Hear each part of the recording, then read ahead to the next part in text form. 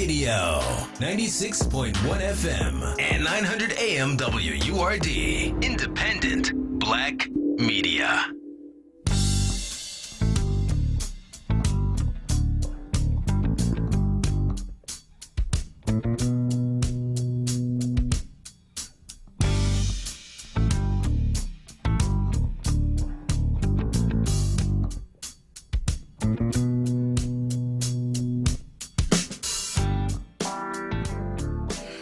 All right, folks, when you hear that music going down, that way means it's time for my voice to come up and time for you to perk up and get yourself ready for 3 hours pejorative tones in my words as of yet. I'm waiting to find out what really happened. And we've got people all over the place who are going to help us today to discern well, let's put it this way. They're going to help us to discern ethically what might have been best. They're going to help us discern legally what was possible. And they're going to help us to concern going forward what we don't have to have another mother with tear-stained eyes looking over the body of her son. It is heart-wrenching to think that this dear woman could not save the life of her son. I'm heartbroken by that. The shooting of Walter Wallace occurred as this show was beginning yesterday, and we followed it as much as we could with some of our friends and colleagues in the area, Reverend Mark Kelly Tyler, Reverend Alan Waller, and there were others on the scene. Reverend Joe Buck was there. Donald Moore from Mount Carmel Baptist was there. And we're going to have some more reports from some of our fellow colleagues in ministry, some of our colleagues in journalism. Chris Flood, the drummer Norris, is on the scene. We'll be talking with him a little bit later on. We'll be giving you up close and personal information about this shooting. And a little bit later on this afternoon, my colleague and battery mate, Sarita, will be there to check in on a community meeting that's taking place in West Philadelphia in the wake of this shooting of this young man gone much too soon. Walter Wallace is 27 years of age. It appears that he had some mental or emotional issues. No one is saying that that was not present or problematic. People are simply questioning as to whether or not the police officers could have found another recourse. I've spoken with a couple of police officers, one that I respect very highly, who has been in the business of policing. Wow. I can tell you how long he's been in the business of policing as a sworn officer of the law, as one of the highest ranking members of the police department in his state. And now he is in a position where he is chief of a department. I will not say his name or what that department is because obviously that is his privacy. But he has been in policing for as long as I've known him, since he was 19 years of age. I know that he is in his late 50s now. So we were talking about it, trying to understand better what's going on. And I feel for our African-American police officers. I feel for all of our police officers who wake up in the morning and put on a uniform and strap on such, they take them. But this is all guesswork. The thing we must do, as my friend Alan Waller said, is we have to act like owners and not renters, and realize that this city is ours. This land is our land. And if something goes wrong, my option is not to tear it up. My option is to figure out how to safeguard it and how to uproot the evil or the unethical things that may be causing problems in my land. So there's a lot to talk about today. I know that you will want to be involved, and we're going to open the phone lines to you. We'll talk about this. Now, this is what we won't do on this program, and I mean this sincerely.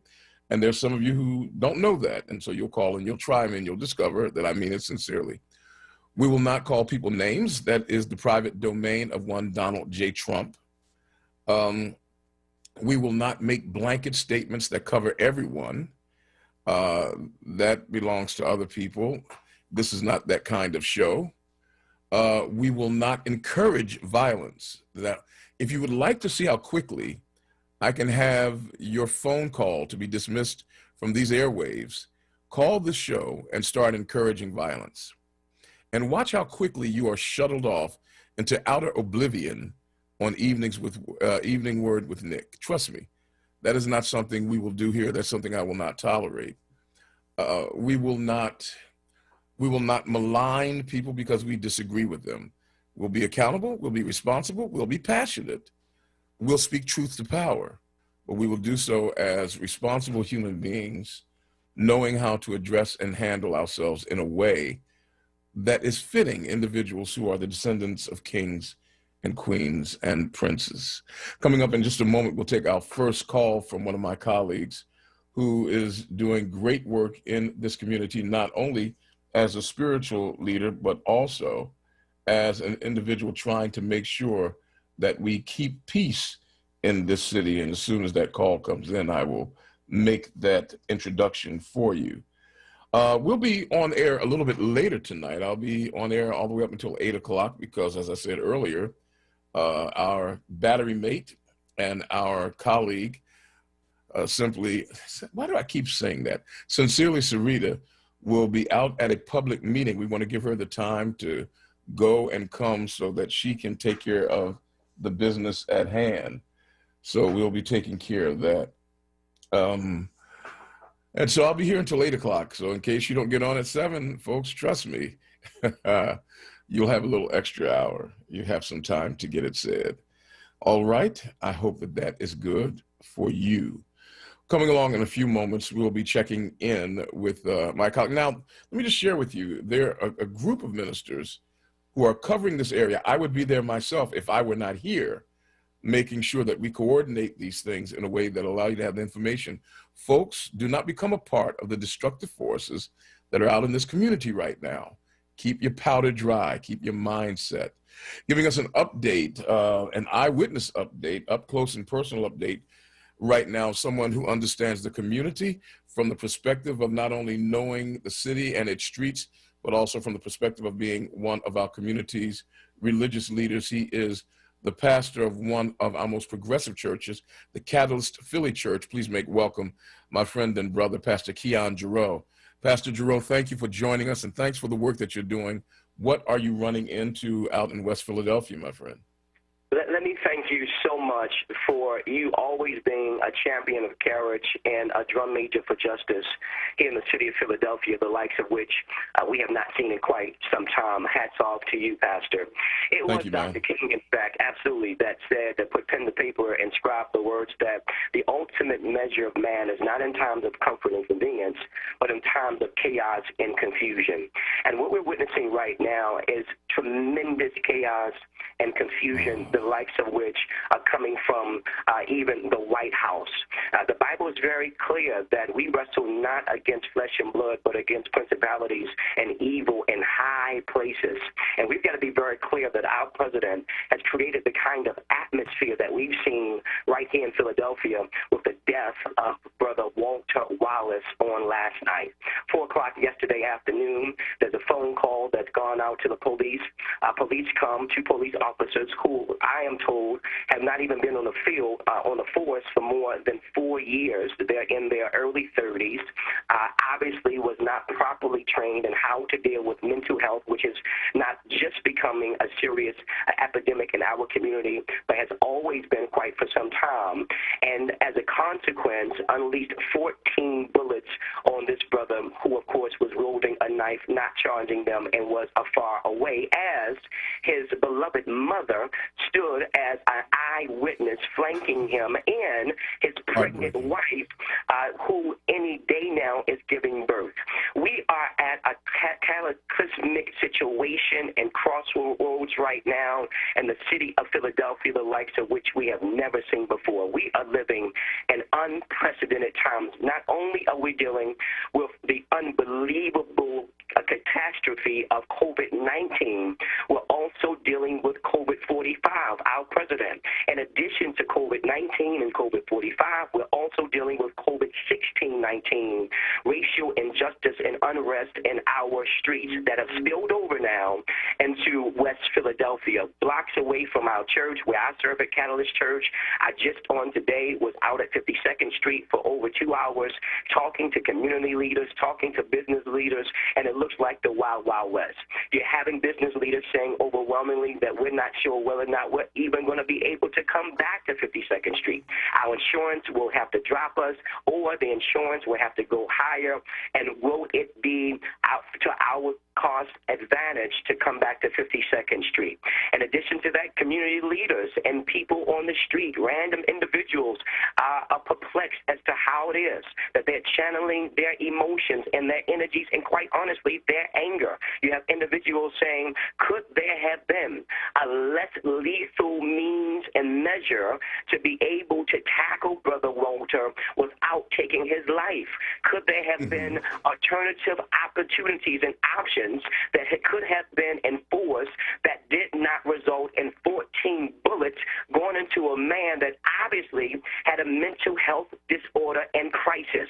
In addition to that, there were some of the older individuals that have been around in West Philadelphia, have owned homes in West Philadelphia for 30 and 40 years that I talked to, that were completely upset, saying that we should not be looting is the word they use, and destroying our own community. Here's what Dr. King said. Dr. King was very clear as he put pen to paper and scribed the words that rioting is the language of the unheard. And when we are dealing with a year like we are seeing right now in 2020, unprecedented year, where we've got record-breaking numbers of homicides, over 400 people who have died because of homicides in our city, and the year is not even over, and we're supposed to be the city of brotherly love and sisterly affection, coupled with a pandemic that our president had information about back in January but did not move on it, coupled with the racial injustice that we're seeing, unprecedented numbers of unemployment on the rise, unprecedented anxiety, stress, depression, not only on our parents because of virtual learning, many of which had to go down to part-time. Even some had to quit their jobs to make sure that they could be home with their children, educating them. But we are also forgetting a very important narrative in this conversation about the level of anxiety, stress, and depression on our babies, our young people. Let me get you to take a quick breath there, because I mean, as one of our better equipped younger ministers, I mean, I can hear that the resonance that you have with the anger, with the rage that you're feeling out there. Has it quieted down some? I know that last night there was destruction that was not quite where it was back in the summer, but has it quieted down some in the area? I know they shut down the schools in that part of West Philadelphia, but what are you seeing now? Yeah, so what I'm seeing is tons of business owners who are putting more wood up. They're putting more enforcement against the windows up right now. There's glass all over the place. There's debris and trash all over the place, right in front of Foot Locker at 52nd and Chestnut. You've got tons of empty shoe boxes and Foot Locker bags that are just flying in the wind right now. You've got tons of individuals that are walking the street trying to make sense of what's going on, ultimately trying to really grapple with how did we get here and where do we go from here. Now, the other issue is, Pastor, that we've got to be very clear that community folk are saying that there were many provocateurs who were inciting this sort of violence that was happening in our streets that did not look like us, that came into the city to begin to throw rocks through these businesses and to destroy these properties. And so although it has quieted down right now, we have to really be up in arms and making sure that we are prepared for what may happen tonight with people coming back into the West Philadelphia community. I mean, now you know the community. I mean, you work over in that community. I know that there are groups of our colleagues who are coming, and other groups are going to show up. My hope is that we can find enough community assets to try to keep the peace, so that there isn't the inflammatory presence of uniformed National Guardsmen or something like that. Have you heard anything about what kind of deployment might exist from some of the more official agencies of law enforcement, like the National Guard, like the state police and so forth? Or are we going to try to handle this in-house? Well, I mean, it's been clear that Mayor Kinney on his press conference today said, in addition, and coupled with our police commissioner, Outlaw, are going to be amping up the number of police officers that are going to be in that corridor. Here's what we're suggesting as community leaders. We know the community better oftentimes than the police officers that are policing and monitoring and marshaling our own communities. Absolutely. So what we are doing is there's a march going on right now that started at 4 o'clock at 61st and Locust. They're going to be marching from 61st and Locust over to 55th and Pine to the police station. But then at 6 o'clock tonight, I'm inviting every single individual that's listening to your show right now. Absolutely. To come to the Church of Christian Compassion at 61st and Cedar, where there will be a community meeting. Listen, let's be very clear. Folk are enraged. Folk are angry. Folk have a right to be angry. James Baldwin said to be black and conscious in America is to be in a conscious state of rage. And the reality is that we're asking black men to get into the streets on tonight to try to curtail and augment what may be inevitable with more rioting that may take place that's only destroying our own community. You know, you're listening to the voice of Pastor Keon Giroux. Pastor Giroux is the senior pastor and founder of the Catalyst Church, and as such, he is putting himself, and I've seen it before, himself and his body on the line to try to bring peace to people who are justifiably angry in the wake of the shooting of this young man. Make that introduction again. We want to thank Pastor Lonnie Herndon of the Church of Christian Compassion. They're opening their doors to have this community meeting, and that is something that doesn't come without some forethought. So Pastor Giroux, please make that invitation once again. Absolutely. We want to thank Pastor Herndon and the Church of Christian Compassion at 6121 Cedar Avenue in the Southwest Philadelphia neighborhood.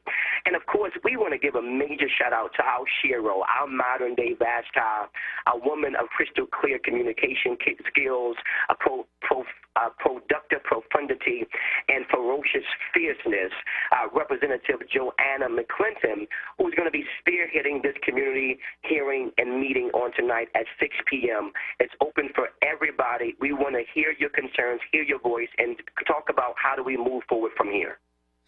Well, Pastor Giroux, look, there are a lot of other things that you and our other colleagues could be doing. The fact that you are putting yourself right on the front line where the need is commendable. I hope that people who ask the question, where are the ministers? I hope that right now they can answer it in their own heart and soul. They're right there where they need to be.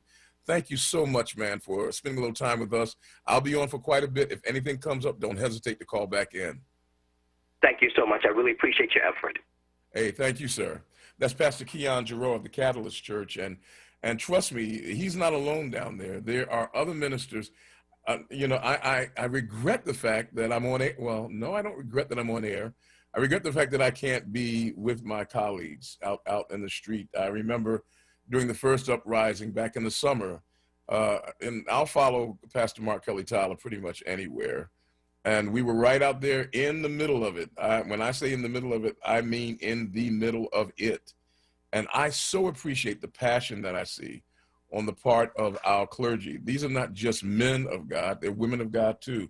Pastor Donna Jones, Pastor Leslie Callahan, and others who come out and who put their bodies where their mouths are. They don't just talk it, they do it. But it's not just clergy. There are civic leaders from all over showing up.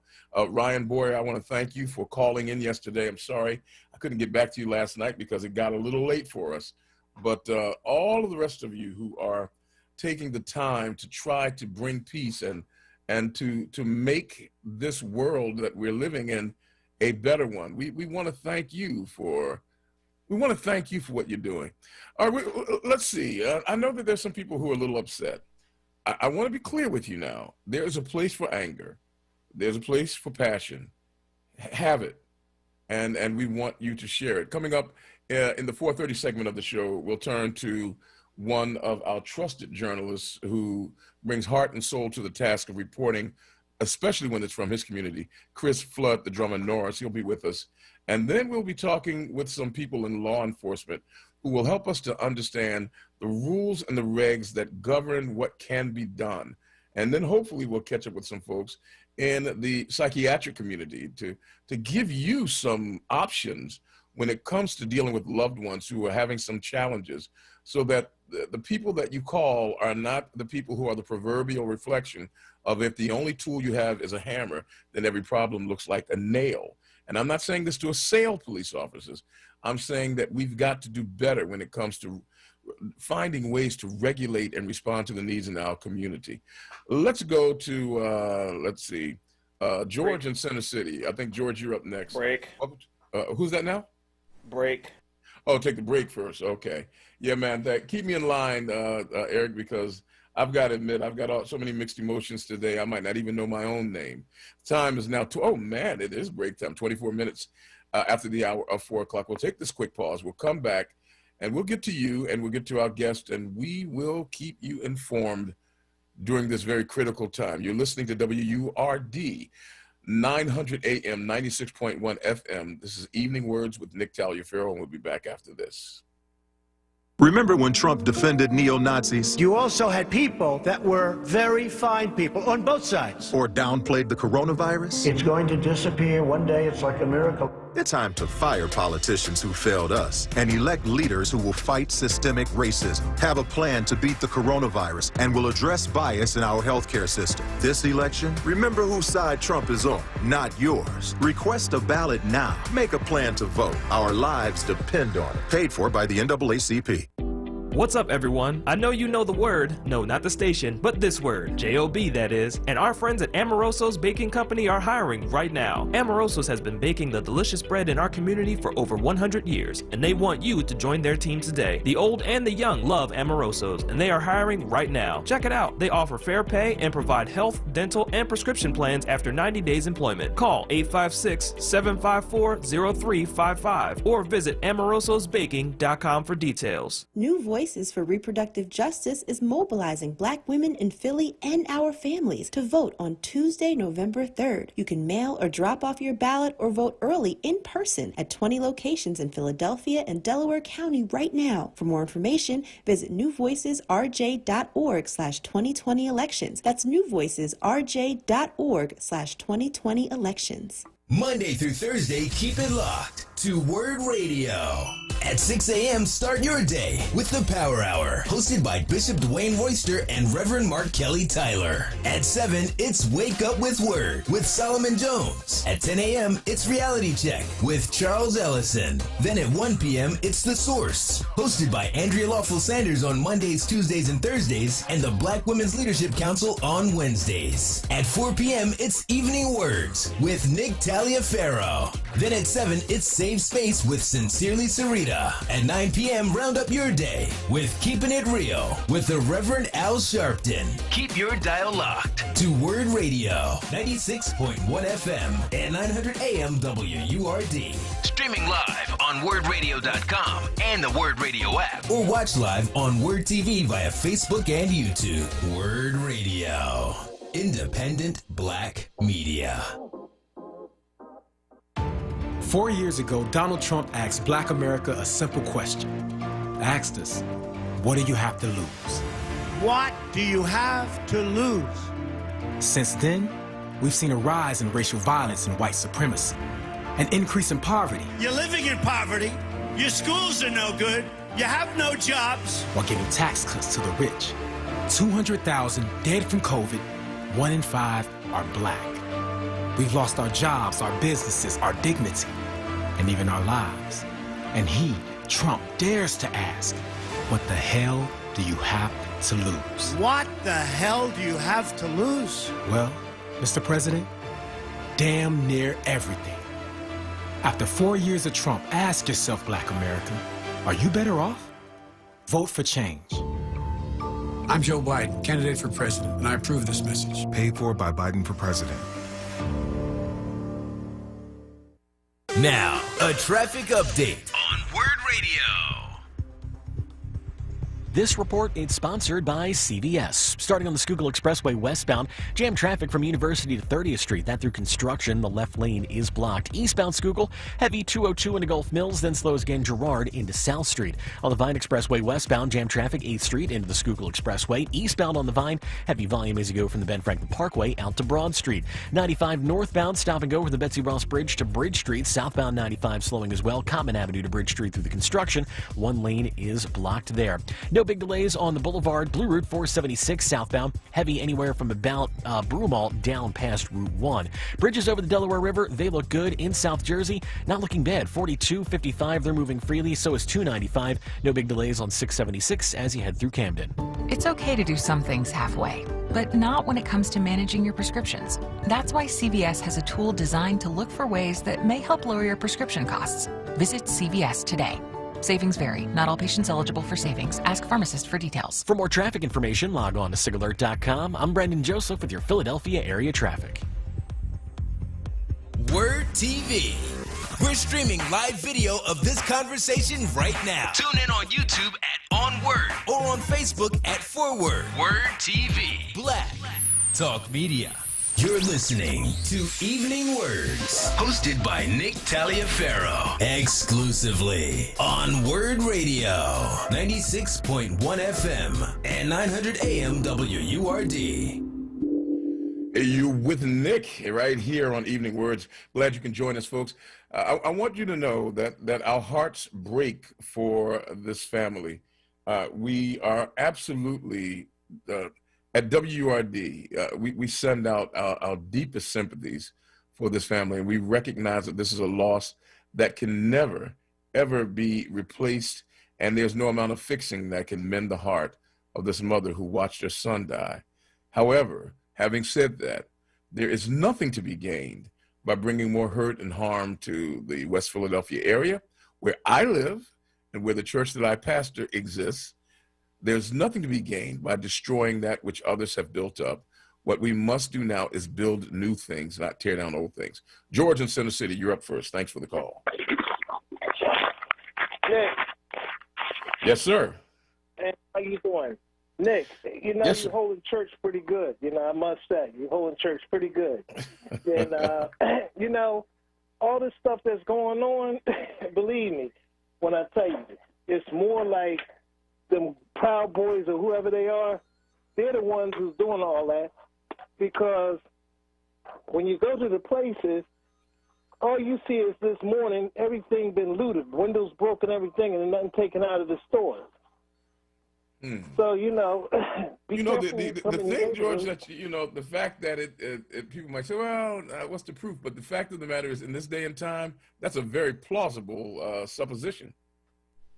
Well, you know, they doing it. I mean, look in North Philly, all them stores that was like tore up and everything. It's like nobody ran them. They just had the windows broke and all that there. So you ask yourself, who did it? They weren't they were looted or anything. Look at the AutoZone and all that there. They went and just broke the windows. They didn't take anything out. I got caught downtown in the middle of the original uprising. I try not to use the word riot because of the pejorative meanings that circle around that word, but I saw people looting for sure enough. People, young, old, black, white, well-dressed, not so well-dressed. People just trying to take advantage. Some people were looting because they felt like if I didn't loot, I'm going to look stupid because everybody else is doing it. And so we recognize that there's a lot of unsettled emotional business that we're seeing trotted out on the street. But what we want to do is people of goodwill, people of strength and dignity, people of decorum and vision, we're asking you to be in a position where you can demonstrate and put forward the kind of behavior that we are going to demand of others. Destroying things will not bring back the person that we lost. I appreciate it, George. Well, you know, Nick, it's like real ugly out there, and it is. Like we say, that, you know, it's a shame that what's going on. People coming in our neighborhood, destroying our community, and, you know, they're doing exactly what they want, doing what Trump got them doing. Well, you know, and I thank you for that call, because our on-the-scene journalist is there. You know, I'm not going to give Donald Trump enough credit, you know, to say that he is sending people, but for sure he inspires and stirs up a spirit of ire that leads to the kind of behavior that some of the, quote, so-called Proud Boys, unquote, might unleash. But I'm not going to put that on them solely and completely. Right now, it is the province and the duty of all of us who have a level of maturity and dignity to make sure that we are responsible for the circles in which we live and the communities in which we inhabit, to let people know that it will not happen where we stand. Joining us now is one of Philadelphia's leading journalists who not only writes with pen and ink, but he also writes with blood, heart, and soul, and sometimes with tears. Please make welcome, ladies and gentlemen, Chris Flood, the drummer Norris. Chris, thanks for taking the time to call, and thanks for all that you do to get us close to the story and to bring us the facts as near as we can possibly get. Welcome, man. My pleasure, sir. How are you? Well, you know, I have to admit, this one stings a little bit. It hurts some, and to know that a mother watched her son die, and that there may have been ways around it. And I say that not by way of, well, I'm not even going to apologize. I say it because that's what I think. What have you been seeing out there? And because I know you're a great investigative reporter, what have you been digging up? So I did visit the area today. I wanted to speak with two people in particular, Saz Blackwell and Tamara Russell, who are two community radio presenters in the area. And, you know, they're talking to people all the time. They live in the area. Tamara, in particular, lives one block from where the shooting occurred. Speaking to them, and I spoke to Saj's husband, who alleged the police beat him brutally last night. He was on crutches when we talked. Are you serious?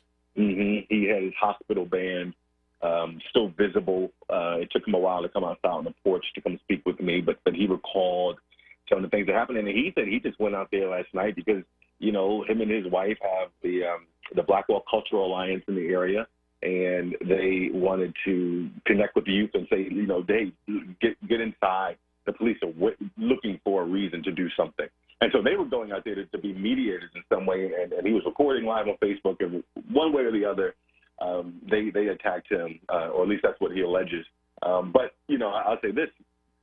Everyone I've talked to says two things. A, it's like a war zone. I mean, you just, this nonstop hearing of the helicopter propellers hovering over the row homes. But the other is that the police were, if not necessarily instigating, they were irritable, right? More irritable than usual, and understandably so, because they were being, you know, besieged with rocks and bottles and sticks and bricks. And the interesting juxtaposition is, while the police felt under siege in that moment, the community also felt under siege at that moment, right? Both sides feel like they're being attacked, and there's almost no way to find a middle ground here.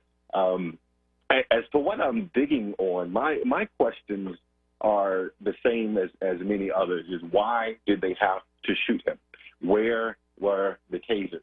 And when you hear the police commissioner say today that not every officer is equipped with a taser and that they have made the budget request to kind of mitigate that, if you're paying attention over the last 4 years, that's confounding, because we know that the mayor has increased funding for the police department over the last 4 years, at a total of $120 million over the last 4 years.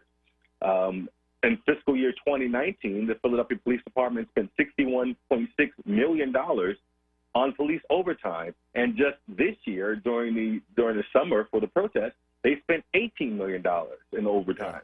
And so that's a jarring fact to hear, that we're spending millions and millions of dollars in police overtime, and yet when something like this happens and we ask about the tasers, we say we submitted a budget request. This goes back to priority. This goes back to the funding the police conversation, and it's not about being anti-police. It's about being pro-fiscal responsibility.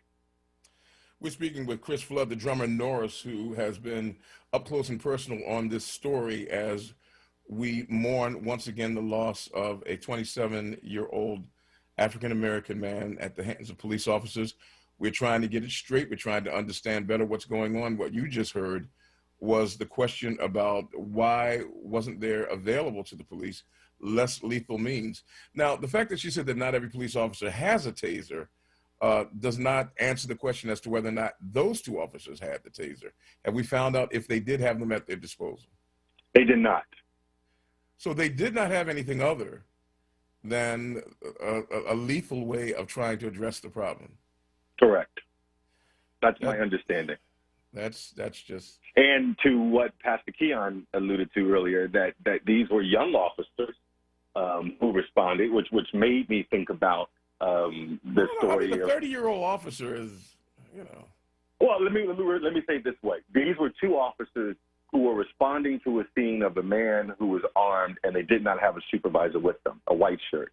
Which I get that. The police commissioner now says, in hindsight, is probably something that they need to kind of make into a directive.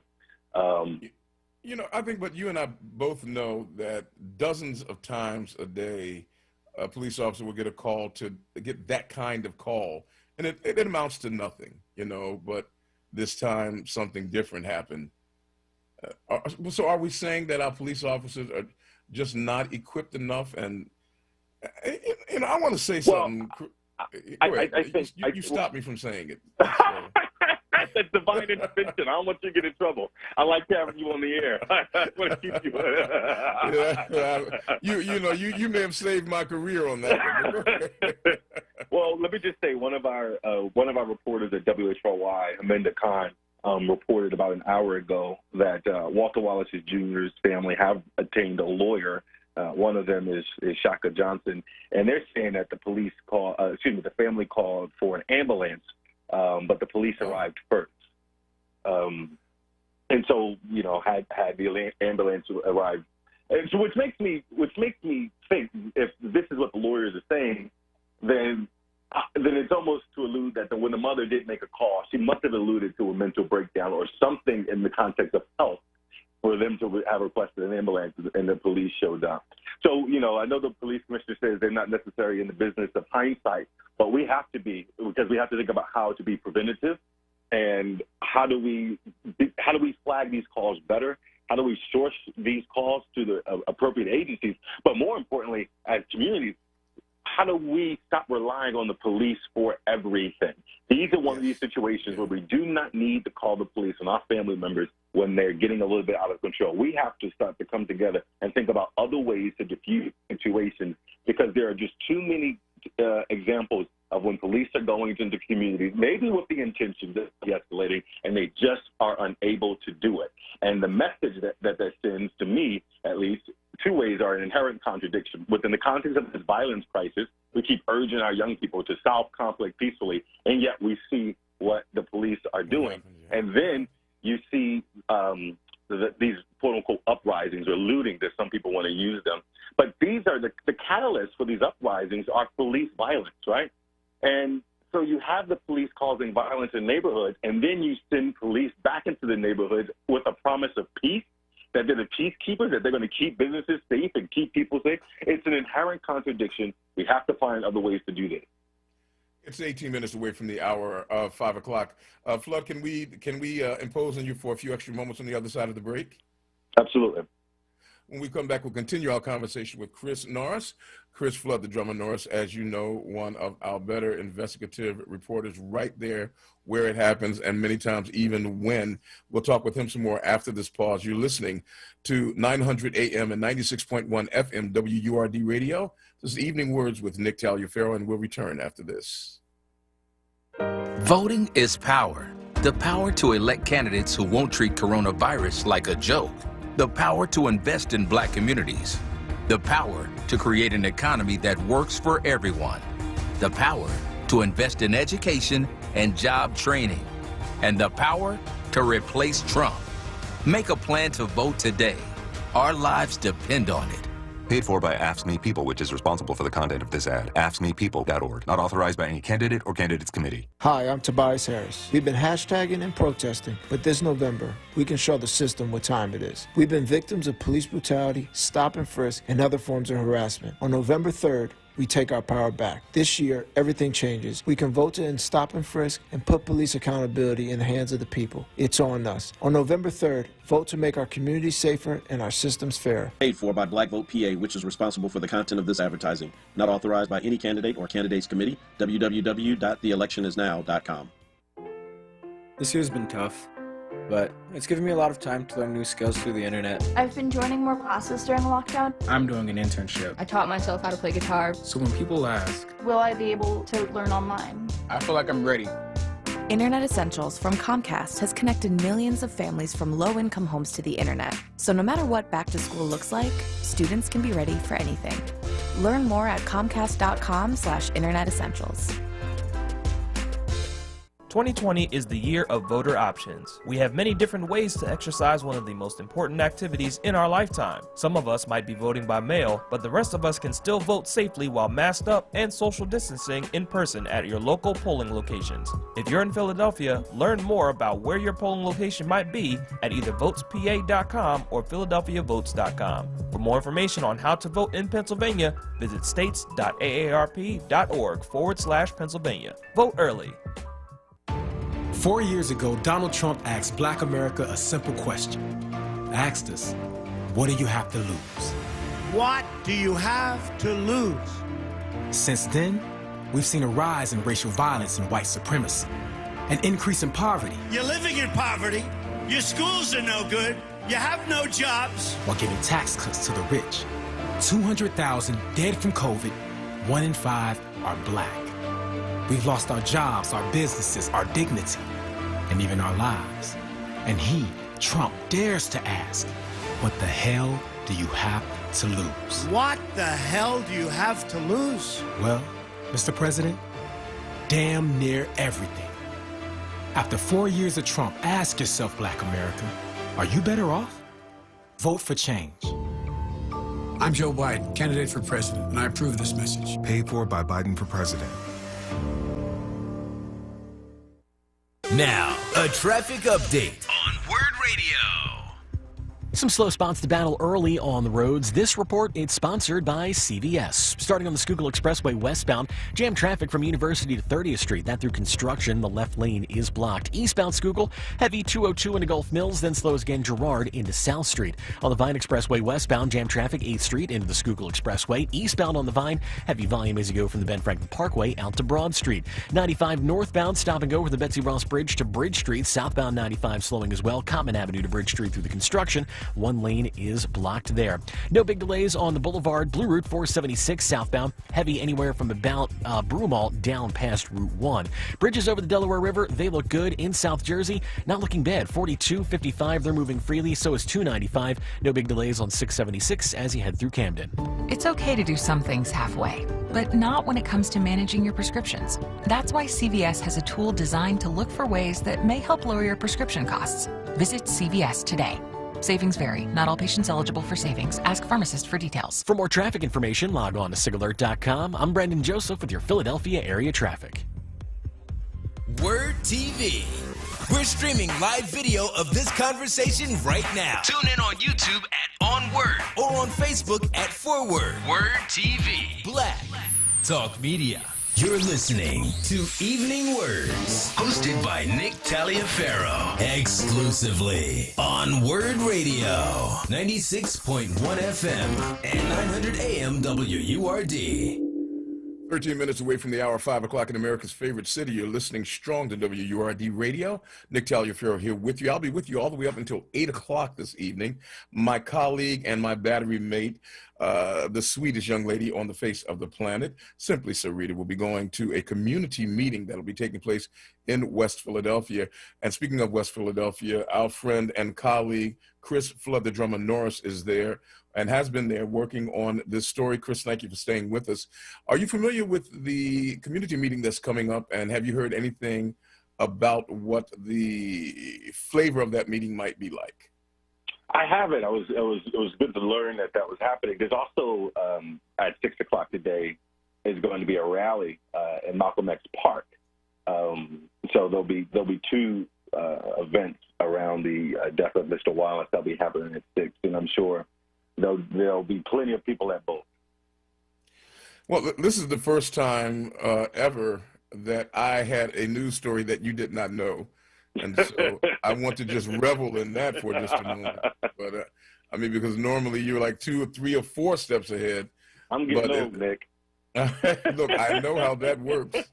I know how that one works. But have you talked to any of the other pivotal West Philadelphia leaders as far as we've been hearing that some of the agents provocateurs of some of the destruction came from outside of the city? I'm pretty sure that some of the folks who did some of the breaking and some of the destruction were people in the city who are still carrying frustration that has not completely healed from this summer. But what have you been hearing about it? Yeah, I mean, there's certainly some people in my network who are looking at pictures and trying to figure out whether these people are, kind of transients coming in who wait all year for these types of moments to come in and cause chaos. I am sure that that's certainly happening in some contexts, but I'm also sure that there are people who look like us, who live in our neighborhoods, who are also doing that. And there's nothing wrong with telling the truth and saying that. You're not being an Uncle Tom by admitting that there are some black people who are also taking advantage of this moment. And who do believe, there are some people who do believe that the uprising, I don't particularly like to use the word rioting, there are some people who believe that uprising is necessary in this moment because that the system appears to understand. And it's not even just about it being the language of the unheard, it's about being the language that they only want to hear. The system, meaning when that stuff happened in the summer, the city was responding with urgency. They were aware. They were responsive. They were visible. But if you're just standing on the corner and with a sign that says no justice, no peace, or you're standing in a circle and praying, and that's not to denigrate any of those things. No, hey, look, I'm with you on that. I'm simply saying when you set a car on fire in the middle of 52nd Street, that gets the city's attention faster than speaking in tongues at the red light. It reminds me of, well said. I mean, well said. And I know I'll hear from other ministers who say, why you let them say it? But it was well said. But I can tell you that Al Capone said it best. He said he discovered early on that a kind word and a gun got him a whole lot more results than a kind word. And so I get it. Hey, let's take a call together. Clyde in Southwest Philadelphia. Chris Flood, the drummer, Norris is on the line with me. And so are you. Welcome to the show. Nick, I want to thank you, and Chris, we kind of miss you, man, and your voice, brother. You come hard with facts, brother. I appreciate you, man. I appreciate that, my friend. Thank you so much. One of the things, Nick, is I worked at Norristown Hospital for like 5 years. Ooh, and you deserve combat pay. Well, I also work with at-risk kids. And one thing we was trained in was CIT training. That's crisis intervention. Now, according to what I've seen and what I've read, most police departments across the country have CIT training. In fact, Ramsey enacted this in 2009. So when you have incidents of somebody with mental illness, sickness, and things of that nature, it's incumbent that, our people know to ask for a CIT trained officer on site. And they are obligated to send that. That's part of their directive. I just gave that to the brother of the deceased. I just left the area.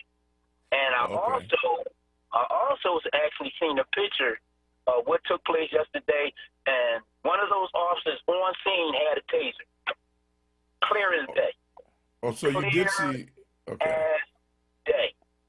So, this really disturbs me, Nick, and the thing about it is that, and I hate to say this, I said this to a friend of mine, a few months ago. I said, this is going to happen again. It's going to happen somewhere else in this country. It's going to happen again because, Nick, this seems to be the circle of this thing for the last 2-3 years, maybe 4 or 5 years. So every month we are hearing about an unarmed black person or unarmed female, that's being killed. And it's almost regular now, and I hate to say it, it's going to happen again before this election. And then, Nick, I'm looking at it like this here, and I hate to say this, Nick, but I got to be honest. Whoever wins this thing, it's not going to be right because the people are under distress right now. Well, I mean, we have seen, and first of all, Clyde, thank you for your service. Where you did duty, that took some moxie and some courage. That's not the easiest place to do duty. So I thank you for that. I'm hoping, I am optimistic that we can corral ourselves together. Yesterday, when I started the show, we were at 399 homicides in Philadelphia. And by the time I ended the show, we were at 401 homicides. We are going way too far with this. But there has to be a way that we can begin to dismantle the death machine that is making murder and homicide a normal tool in human negotiations. We're not talking about robberies now. We're just talking about people settling beefs or people using homicide or deadly force as a way of murdering. And then police officers find themselves in a situation like this. Let me give the last words of this section of our show to you, Chris. What do you see? I mean, what do you see happening going forward? I don't think we're going to have the kind of destruction that we had this past summer. I think people are going to get a grip. But what do you see going forward as far as these police officers? I don't think they can be charged. You said, I'm saying it one more time, Nick. I'm sorry. I don't think these officers can be charged, but what do you think is going to happen as it concerns these two officers? Well, listen, I'll say this much. You know, the Dennis Plowden case that happened a year ago, you know, when that happened, a lot of people was like, yeah, we don't think the cops are going to be charged. A year later, grand jury investigated, and the Officer Rush was indicted just last week or 2 weeks ago. So I will between the police and the community like tatters, right? This has to become a conversation now, Nick, about return on investment and fiscal responsibility on some level, taking the emotion and the anger and the vitriol, all of this, so that they can understand. We want to have a conversation about ownership. We are the taxpayers. We're paying into a system, and we don't feel that there's a return on investment. Our neighborhoods don't feel safer. There's no improvement in relationships. You don't have the basic essentials you need to de-escalate conflict, but you can show up when conflict happens with riot gear and tanks and tear gas and rubber bullets, but you can't afford a taser. These are the conversations we have to ask, and somebody has to be accountable. Well, ladies and gentlemen, you've been hearing from one of our most indefatigable investigative reporters, Chris Flood the Drummer Norris, who always lends his voice to try to bring clarity, particularly when situations get hot and when they become hectic. Chris, please be safe out there. And if anything comes up, man, during the next couple of hours, don't hesitate to get back to us. Thank you as always for the space, sir. Chris, it's always a pleasure to have you. We'll be getting back to Chris, and we'll be hearing from some of our other colleagues who are out in the field. We're running down some folks that we know can give some good information to you, and we want to bring that information to you forthwith, because we believe here at WURD that good information given at a time when you can put it to practical use can assuage some of the angry remonstrations that we are seeing in our community. The last thing we need right now are citizens squaring off against police officers squaring off against citizens, all in the name of trying to honor a man who is deceased and his mother who had to watch him die. I'm here to tell you folks, we can do better than this, and I'm hoping that we will. It's 2 minutes now away from the hour of 5 o'clock. This is Nick. This is Evening with Words, and Evening with Words. One day I'm going to say these things correct. One day, me talk pretty one day. We'll see about it. But when we come back, we'll continue in our conversation with some of our special guests, he said with his fingers crossed. Stay with us. This year has been unprecedented. From the COVID pandemic to nationwide protests addressing systemic racism and calling for criminal justice reform. For weeks, we've been reminding you to make your voice heard in this election, and now is the time to act. Voting is how we empower our communities, and this election day, we can make things happen for us instead of letting things happen to us. So use your power and make your plan to vote today. If you signed up to vote by mail, don't wait. Complete your ballot, put it in the small envelope and seal it. Then put it in a larger envelope and seal that too.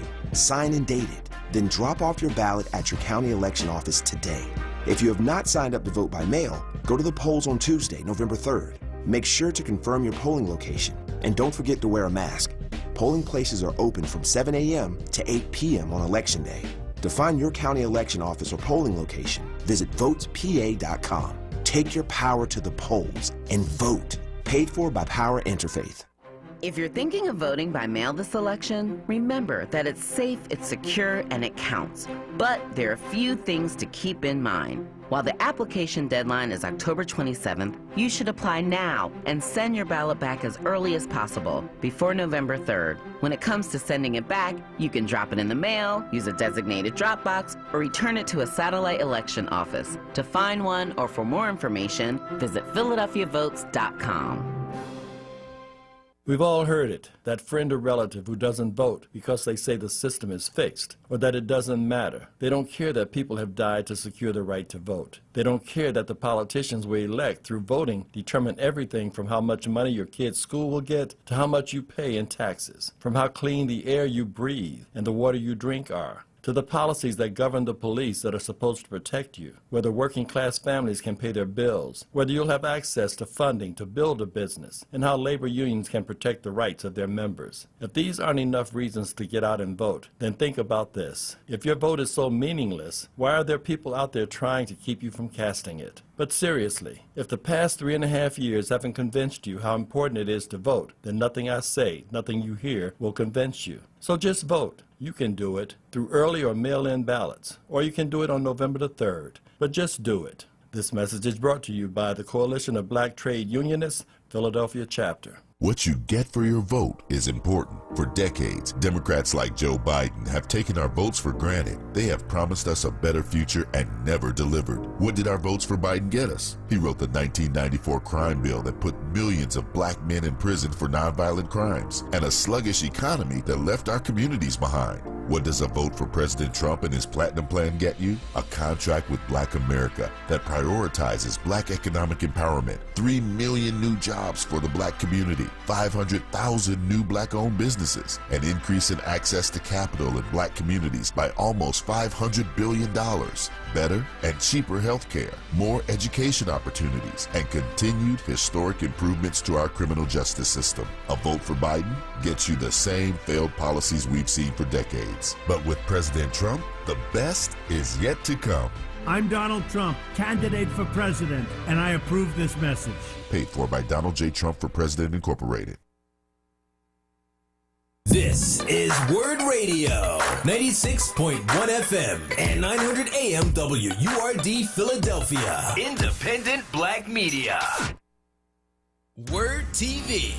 We're streaming live video of this conversation right now. Tune in on YouTube at onWURD or on Facebook at ForWord. WURD TV. Black Talk Media. You're listening to Evening Words, hosted by Nick Taliaferro, exclusively on WURD Radio, 96.1 FM and 900 AM WURD.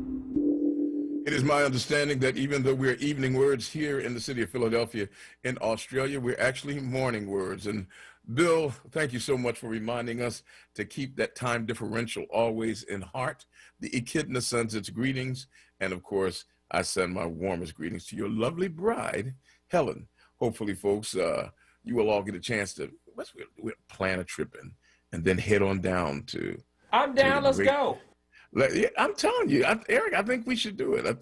I think it's time for us to go to Australia. Do a live broadcast. Yeah, I mean, I need a day to rest when I get this. Australia is 21, 23 hours away. It's according to how you do it, but it can be pretty long.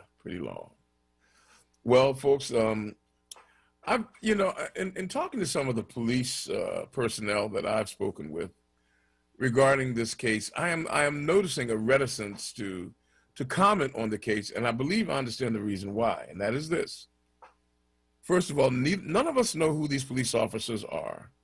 Because their skin is white, that is not enough for us to label them racist. That's like somebody looking at you and saying, well, your skin is black, you'd be upset if someone said that. But in the same breath, you cannot live in America and not be colored by, tempered by, influenced by race and racism and matters of race beyond that. Now, that's just the way it is. And so that generates immediate questions. And I will tell you that as I drive through my city and as I look at the people who live in the neighborhoods that I have come to call home, when there's something wrong and I see 6 police cars, 8 police cars out, and everybody who jumps out of the car happens to be someone white, I say to myself, this is not going to be helpful in the long run, because it seems to suggest that the jobs are going somewhere other, the police jobs are going somewhere other than to the neighborhoods where the people need to know who these officers are. I readily say to you that I believe that it is best if people police closer to home. I think it's best if they police closer to home.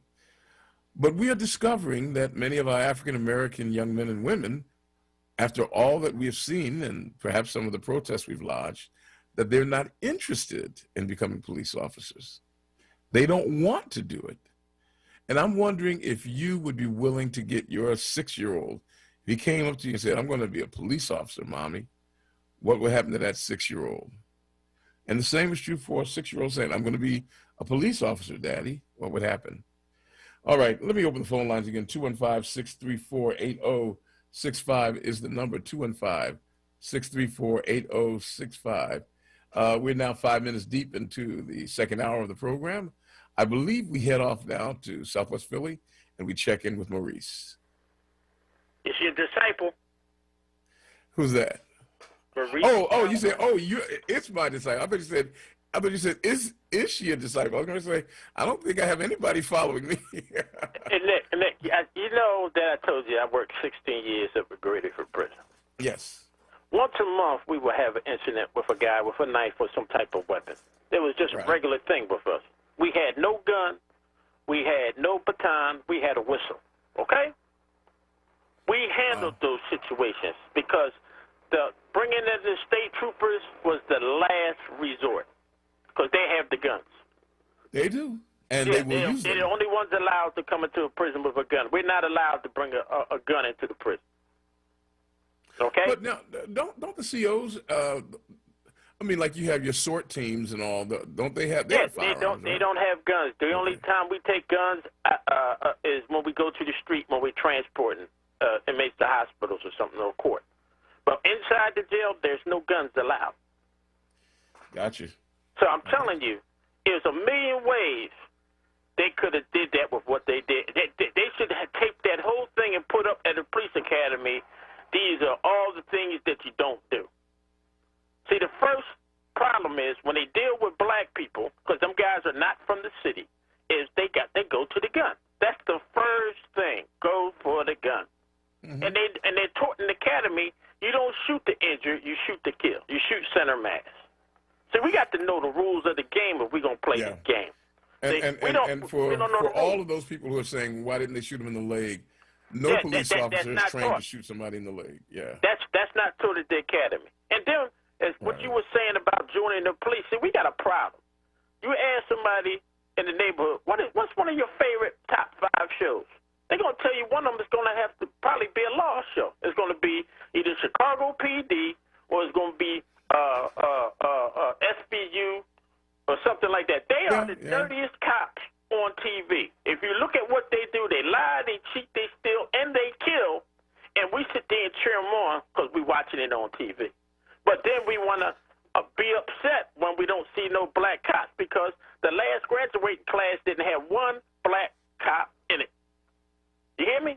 You know, I'd heard that. Somebody told me that there might have been one, but the point is well made. I mean, if we have to figure out how to count on single digits on our fingers, the point is made in a city that is 48% black, that you have no police officers in the graduating class. And I'm going to tell you, I hold former Mayor Michael Nutter responsible for that, for opening up. I hold us up for that problem. Okay, I'm not going to blame it on the mayor or no mayor before him or none of that nonsense. This is our neighborhoods. The police stations are in our neighborhoods. That place was between 55th and Pine and 61st and Halford, where we got 2 police stations. It's right in the middle. We should know who our police are. We should make frequent visits to those police stations and talk to whoever is in charge about conduct of the police before this incident even started. They're supposed to know. You don't come in our hood, if you want to call it that, or our neighborhood, and act like you from Paoli. See, this is the problem.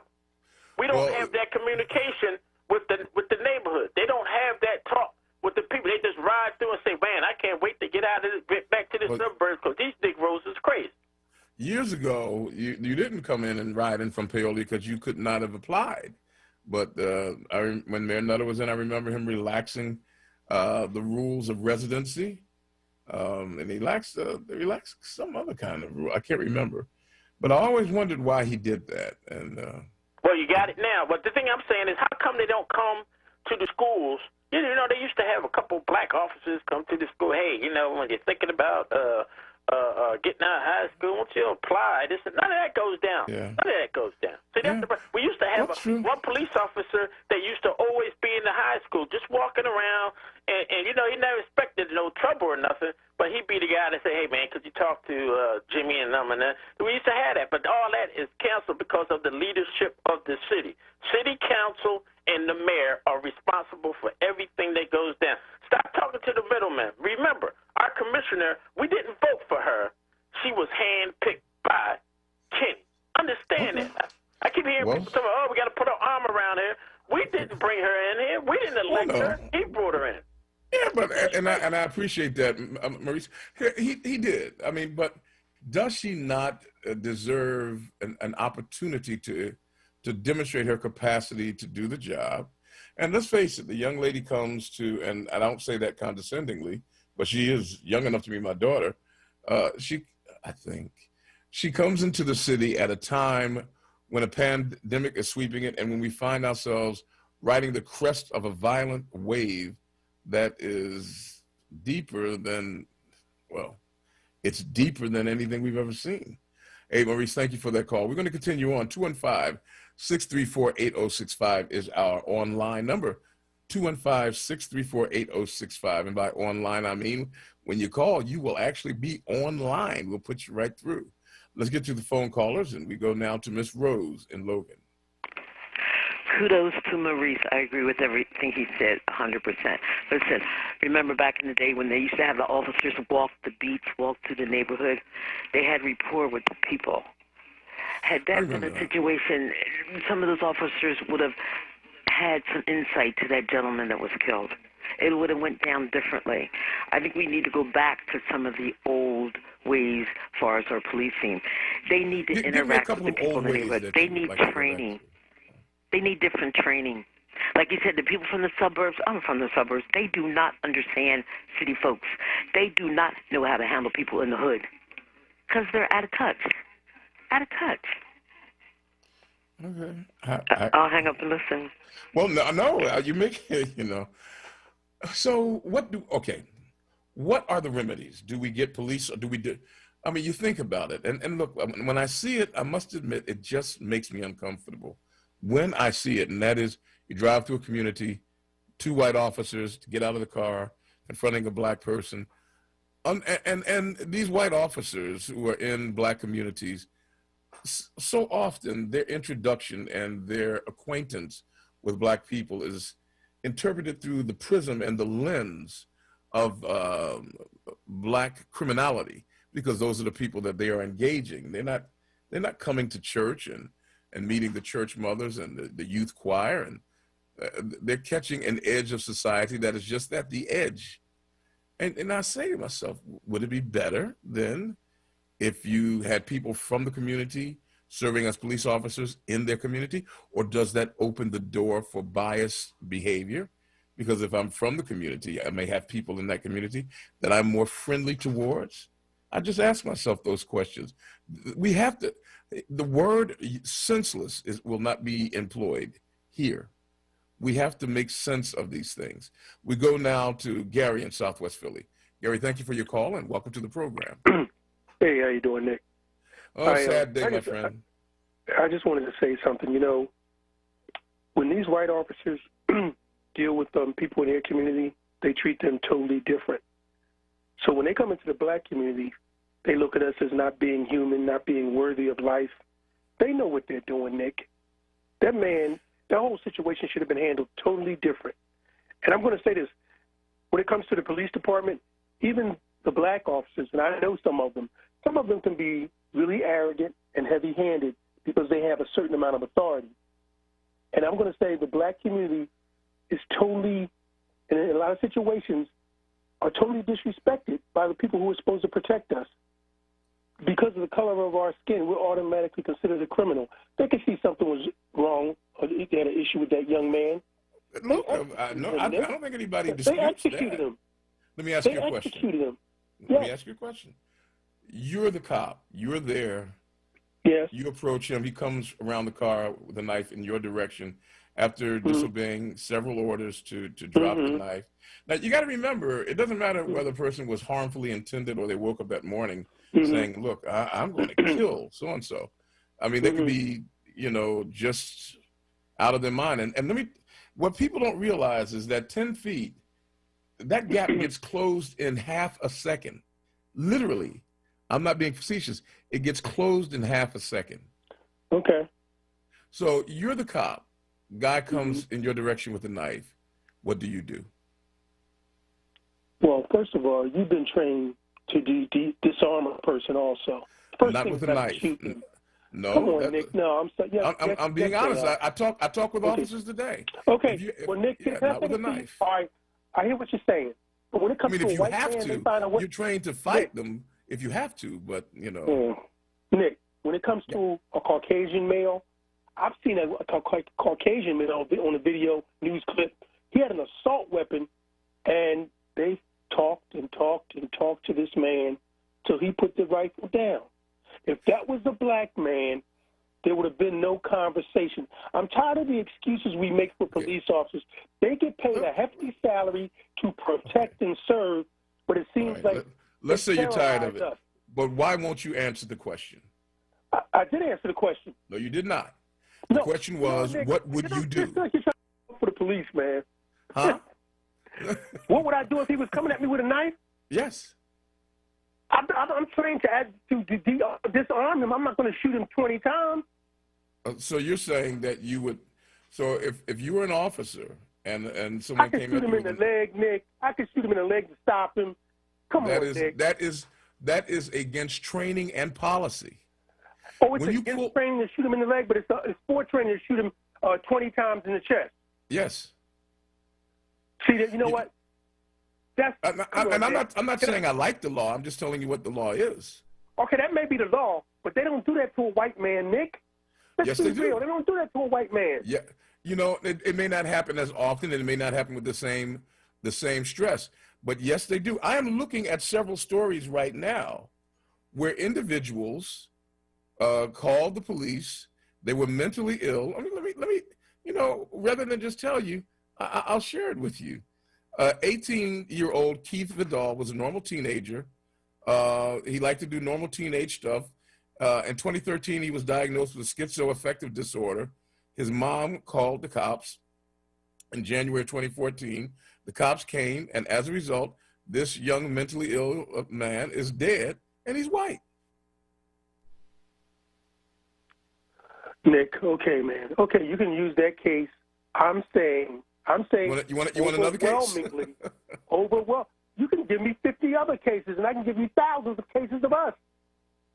I don't know about thousands, but look, I readily accept the fact that there's racism in America, and I will stand on a mountaintop and proclaim that you cannot live in America and not be affected by racism, even if you're black. I'm with that. Yes. Nick, let me just tell you this story real quick. All right. When I was a young man during that Rizzo era, police officer pulled us over. We were coming from basketball practice. White officer, he just wanted to harass us. There's about 12 of us. He told us to get up against the wall. I'm like, what's going on? He told us to shut up, spread our legs, and if any one of us tried anything, he had 6 bullets in his gun, and 6 of us would die. It didn't really click with me until I got older and realized what this white officer was talking about and what he was willing to do to us. Okay? Mm-hmm. You make a valid look. Man, listen. I am not taking away, Gary, and I appreciate we got to take a break. I am not disputing the point that you make. What I am doing is taking you to task for the points that you're not willing to address or that you're reticent to address. And that is, I talked to a chief of police who was black. And I asked that, this today, I asked that chief of police today, and he preferred not to come on, and that's okay. I said, as a matter of fact, I told him you might not want to come on. But he said, I said, what would you tell those officers? Because he looked at the video. I said, what would you tell the officers? He said, the only thing I could tell those officers is I'm glad that you came home safely. That's what he said. Now, we don't wear the uniform. We don't do the work. I'm a pastor. That's the second toughest job in the country. First toughest job is being a police officer. People call you for everything. My cat's up a tree, call the police. My neighbor won't move the trash can, you get called for everything. And then, you have this omnibus demand upon you to respond to every need. Your training is not the best. I don't know who these guys were who responded yesterday, but I'm saying they're in an unenviable position, and black police officers in particular have a very difficult line to walk because they're wearing that same blue uniform as white officers who do some things that even these black officers are ashamed of. And they're in the community, and they are mistreated and maligned by people who look like them every other day, except when they have the uniform on. It is a no-win situation. Then you malign the police officers so that our better young men and young women don't want to become police. And then when nobody joins the force, you blame the force for not having them. It's a no-win situation all around. We have to do better, doggone it. Let me take a break before something happens that I don't want to see happen. When we come back, we'll continue with our conversations. 215-634-8065 is the number. It is 20 minutes after the hour, 5 o'clock. This is WURD 900 AM, 96.1 FM. Nick Taliaferro with you on Evening Words. Back after this. The pandemic is not only putting everyone's health at risk, it's also impacted our jobs and retirement security. And it's disproportionately affecting African Americans, especially those 50 plus. That's why AARP Pennsylvania is fighting for your voice to be heard. If you haven't voted yet, now is the time to learn about your voting options and cast your ballot. We're working to make sure you can vote safely, whether you choose to vote from home or in person. And if you choose to vote by mail, make sure you return your ballot using both envelopes. Your ballot goes in the smaller envelope for secrecy, and that goes into the larger envelope for mailing. Also, don't forget to sign the voter declaration on the back. Your voice matters. Make sure it's heard. Go to aarp.org/PA votes to learn about your voting options and how to vote safely this election. Visit aarp.org/PA votes today. Paid for by AARP. Remember when Trump defended neo-Nazis? You also had people that were very fine people on both sides. Or downplayed the coronavirus? It's going to disappear one day. It's like a miracle. It's time to fire politicians who failed us and elect leaders who will fight systemic racism, have a plan to beat the coronavirus, and will address bias in our healthcare system. This election, remember whose side Trump is on, not yours. Request a ballot now. Make a plan to vote. Our lives depend on it. Paid for by the NAACP. At PICO, we know one thing is certain. Times have changed. From kitchen classrooms to couch conference calls, searching for a new job, or new ways to keep your family connected. These changes have become a part of our reality. That's why our teams are working 24/7 to meet the needs of our communities. So no matter how much things change, you can depend on PICO to be there with the energy and help you need to power through. Learn more at pico.com. 4 years ago, Donald Trump asked Black America a simple question. Asked us, what do you have to lose? What do you have to lose? Since then, we've seen a rise in racial violence and white supremacy, an increase in poverty. You're living in poverty. Your schools are no good. You have no jobs. While giving tax cuts to the rich. 200,000 dead from COVID, 1 in 5 are Black.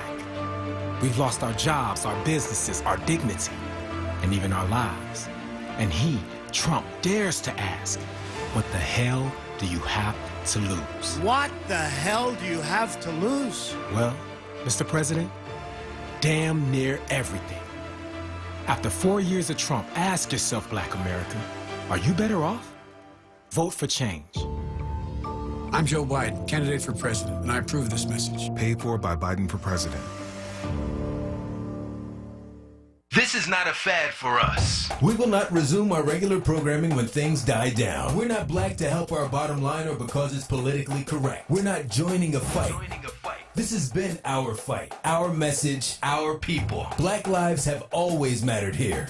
We are undeniably, indefatigably, unapologetically, permanently Black Talk Media. WURD. Now, a traffic update on WURD Radio. Some busy spots to battle on the Philly roads. This report is sponsored by CVS. Starting on 95, as you head southbound, it's jammed Cottman Avenue to Bridge Street. That through the construction, one lane is blocked. Northbound 95, slow traffic to Betsy Ross Bridge into Bridge Street. On the Vine Expressway westbound, it's jamming 8th Street into the Schuylkill Expressway. Eastbound on the Vine, slowing from the Schuylkill back out to Broad Street. Schuylkill Expressway eastbound, it's heavy 202 into Gulf Mills. A little heavy again approaching the Vine. Westbound Schuylkill, just some stop-and-go traffic from University to 30th Street. That's through the construction. One lane is blocked. Boulevard northbound jamming Wissahickon Avenue into Broad Street. Southbound Boulevard also jams Broad Street down to Fox Street. That's just some extra volume there.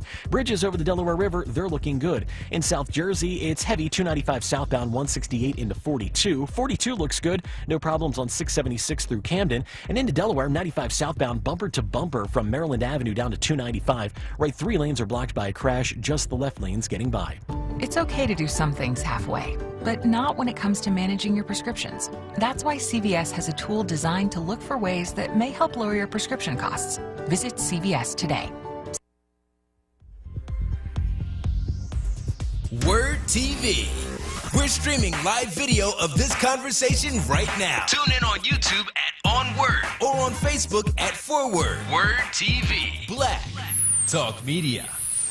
You're listening to Evening Words, hosted by Nick Taliaferro, exclusively on WURD Radio, 96.1 FM and 900 AM WURD. 26 minutes after the hour, 5 o'clock on a somewhat cool Tuesday evening. Glad that you can be with us here on WURD. This is Evening Words with Nick. I'm Nick Taliaferro. Glad to make this opportunity, spend time with you. My battery mate and my colleague, Simply Sarita. Why do I do that? Sincerely, Sarita, is going over to check in with a community meeting. She'll report back on that when she gets back to the airwaves later on this evening. So I'll be with you all the way up until 8 o'clock tonight. So stay with us. On this cool night, I wish that I could extend the warmth of WURD to everybody by giving everybody a big old warm hug. But ladies and gentlemen, failing that in this socially distanced environment, we'd like to tell you about an opportunity for you to get a virtual warm hug from WURD. I'm back, and to commemorate the fact that I am a part of the WURD family again, WURD would like to give to each one of you who becomes a member of the WURD family a bright new WURD hoodie valued at $40. Join WURD today at wordradio.com/forward or click the red bar to join the forward movement and use code WELCOMEBACK to get your hoodie. All you have to do is become a member of the WURD family and join the forward movement.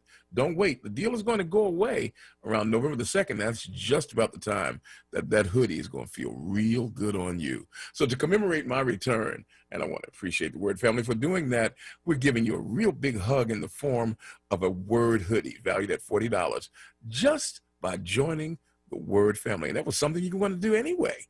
Come on, be a part of the family. Put your hoodie on and let us know that you represent. All right, folks, we're going to get back to the phone lines now. I do believe that Lola in Jenkintown is up next. Lola, thank you for calling and welcome to the program.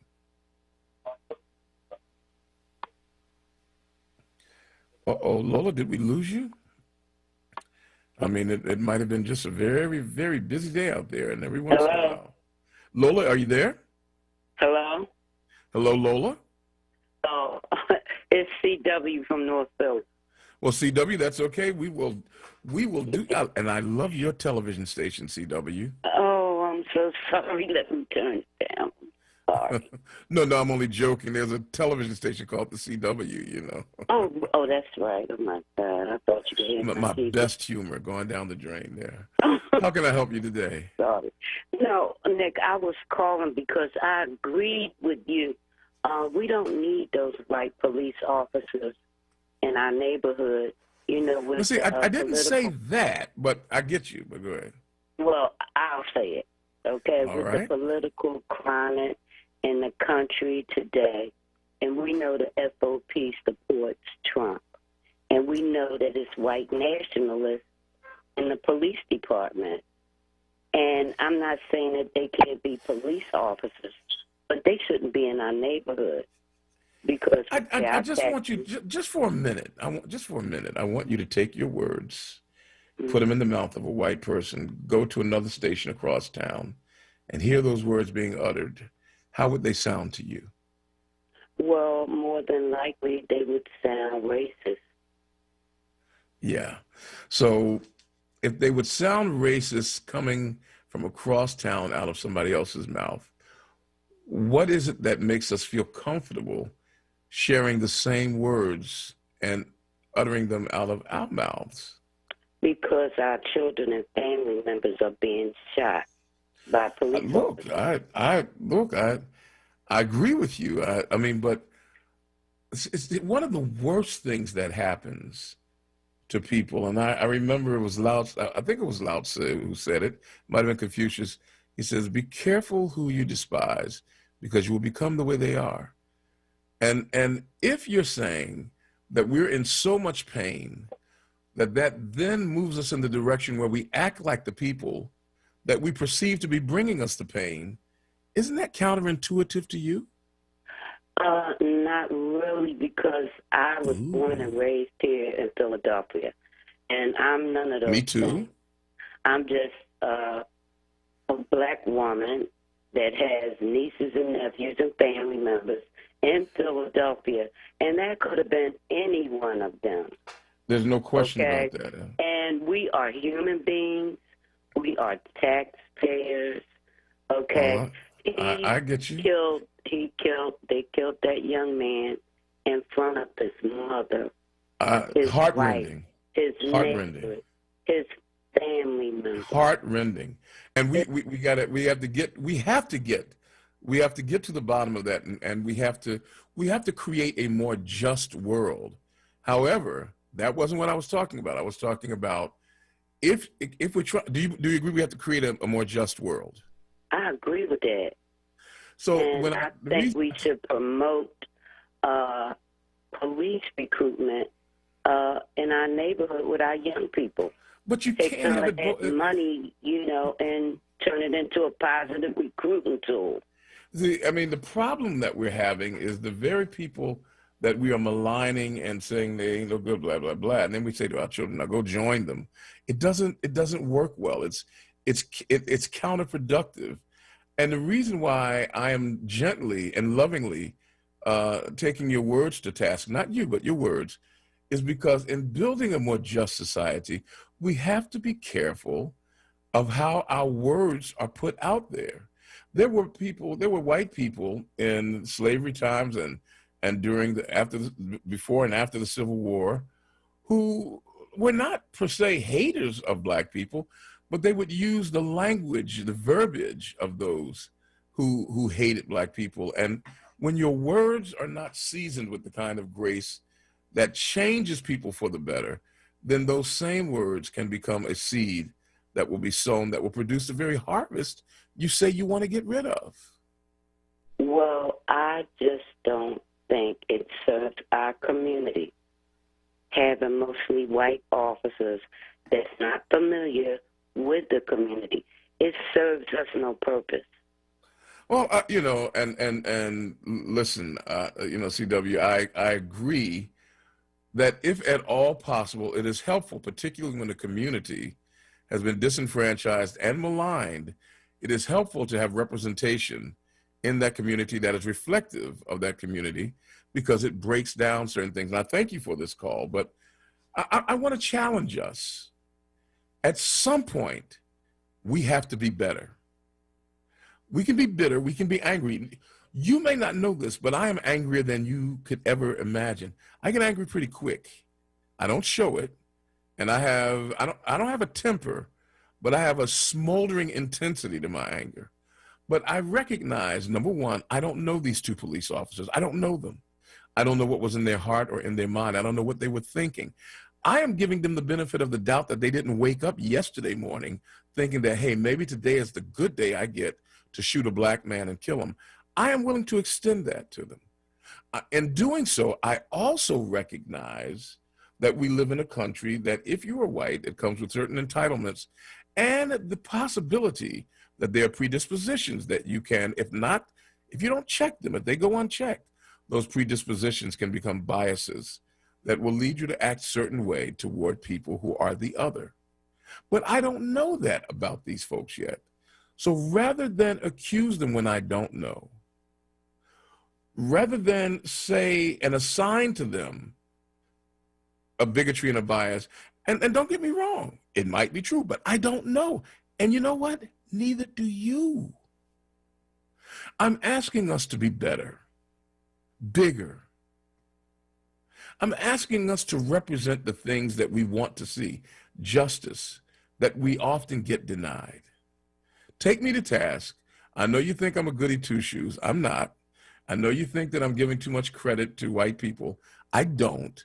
I love people. I can't help it. It's in the DNA of my spiritual revolution. I do love people. All right, let's get back to the phone lines. I do believe that Lola is here this time. Yes. Hi. Hi, Nick. Hiya, Can you Lola. hear me? Yes. Hi. How are you? Thank you for taking my call. It's a pleasure to have you. Yes, thank you so much. It's a pleasure to listen to you. I just want to say that I agree with what you're saying, but I don't want to say but. I want to say means? However, when somebody says but, living in a suburb. that means forget everything I just said. I know. Well, I wanted to say however because but negates everything that you said before. So however, living in a suburb, I see those type of incidents happen. I see white kids going absolutely crazy. I'm talking about even crazier than what this young man was. They do not get shot and killed. I live up in Jenkintown in a very nice area, very nice single home with a whole bunch of, it's become more mixed than it was before, but they're still predominantly white. And with, black people as well. But I have seen firsthand about maybe right before the pandemic, a boy grabbed his mother on the roof with a knife. They talked him down for 2 hours. Now, this is what I'm saying. I understand what you're saying, Nick, that we have to be better than what we're asking of the people. But we've been asking No, that's not what I said. Years. That is not what I said. That's what I said. So I said we have to be better. I'm not saying better than other people. I'm saying better for our own sake. We've been docile. We've been docile in our grandparents, our great grandparents. Like, what is the saying that James Baldwin said? How long do you want me to wait? How long are we supposed to be waiting for people and saying, please don't shoot me, please don't kill me? These young men, and I don't have anything, I'm not racist or anything like that, but what I am first and foremost is black. And what I am first and foremost is born and raised in Philadelphia. And you see the differences, Nick. You see them talking to white boys who are high as a kite, opioids, meth, everything that you can think of, and they are not shot. They run them down, they punch them, they say, I dare you, kill me, I'll kill you and your whole family. And they are not shot and killed. Now, it's horrific, Nick, what we're living through. I don't know if you have any children, but our black young boys are seeing this. They are seeing this. Do you think that this is something that they're living every day? And you don't know if one of your family members might one day have a, yes? I grew up in North Philadelphia where I had to run from the cops and the robbers. I remember one time running from gangsters and seeing cops and thinking, oh, I'm safe, and then realizing, wait a minute, you're a Negro in North Philadelphia, and these cops will shoot you too. Trust me, I've seen it. I am not at all suggesting that we turn our blind eye toward the entrenched racism that exists in America. I'm not at all suggesting that there aren't racist cops. I know that there are because they're racist people. But what I'm saying is we cannot say definitively, and we should not say that we see a person who has white skin in a blue uniform, that's a racist cop, because we have then taken on the very poison that we said, I wish they would stop giving us to drink. It's called bigotry. It's called discrimination. When you decide you know somebody that you don't know. Right, but Nick, can I say this? I know that you have other people on, but I just wanted to, really get my point across, because I work in the corporate community, right? And I have come across people who have spoke to me and said, we've become cordial. I wouldn't say friends or anything. And they said, you know what? You're the first Black person that I have really ever talked to. I grew up outside in Warrington. I grew up in Maryland, wherever. I never really had Black people who were like you. And this is what I'm saying. I'm not saying that every person is racist, Nick. I do not believe that. No, I don't, because we wouldn't have gotten out of slavery without the help of some of them. But what I am saying is that there are biases that people grow up with, right? And there are biases that when you turn on the news, every second that the first thing you see is a Black man who's going to get you, who's going to kill you and rape you. And what I'm saying is the training. You have to listen, you have to say, I have a bias in me. Yes, maybe I do believe that they're going to harm me. There has to be better training. And we've been asking for this for how long? I'm in my late 30s. How long have we, early 40s, how long have we been asking for this before my parents, my aunts and uncles marched to segregate Girard College? I mean, how long have we been asking for this stuff, Nick? Well, no one is. I'm wondering why people are hearing me say things I haven't said. I absolutely recognize the frustration, the anger, and the rage that people feel, because I feel it. I am not an apologist for white people. What I am saying is, when I say we have to be better, it is for our own good. You cannot say in one breath that people need to stop being discriminatory and bigoted and prejudiced, and in the next breath say something that is discriminatory, bigoted, and prejudiced. And so I'm saying that we have to be better than that. It is hypocritical, because our children will see it and they will reflect it. That's all I'm trotting out there. Our children see young boys that their age or younger being murdered. Tamir Rice, Trayvon Martin. These kids were like my son's ages. Like, you carry a child in your stomach for 9 months. You raise this child, and then you see your child shot in the middle of the street and die right in front of your eyes. I cannot imagine what that's we're like. feeling? No. That's not even my child, and the trauma that you feel when you see that. I am hearing you. Now, having heard you, having identified with the anger and the rage, what do we do next? Okay, what we do next is, I do not agree with the looting, and no, I do not, because when you have to live in an area, why would you burn down and loot your own area? No, but we have to do what we haven't done is mobilize. We have to get the council people and everybody on board with what happened to, they passed a law or something, Nick.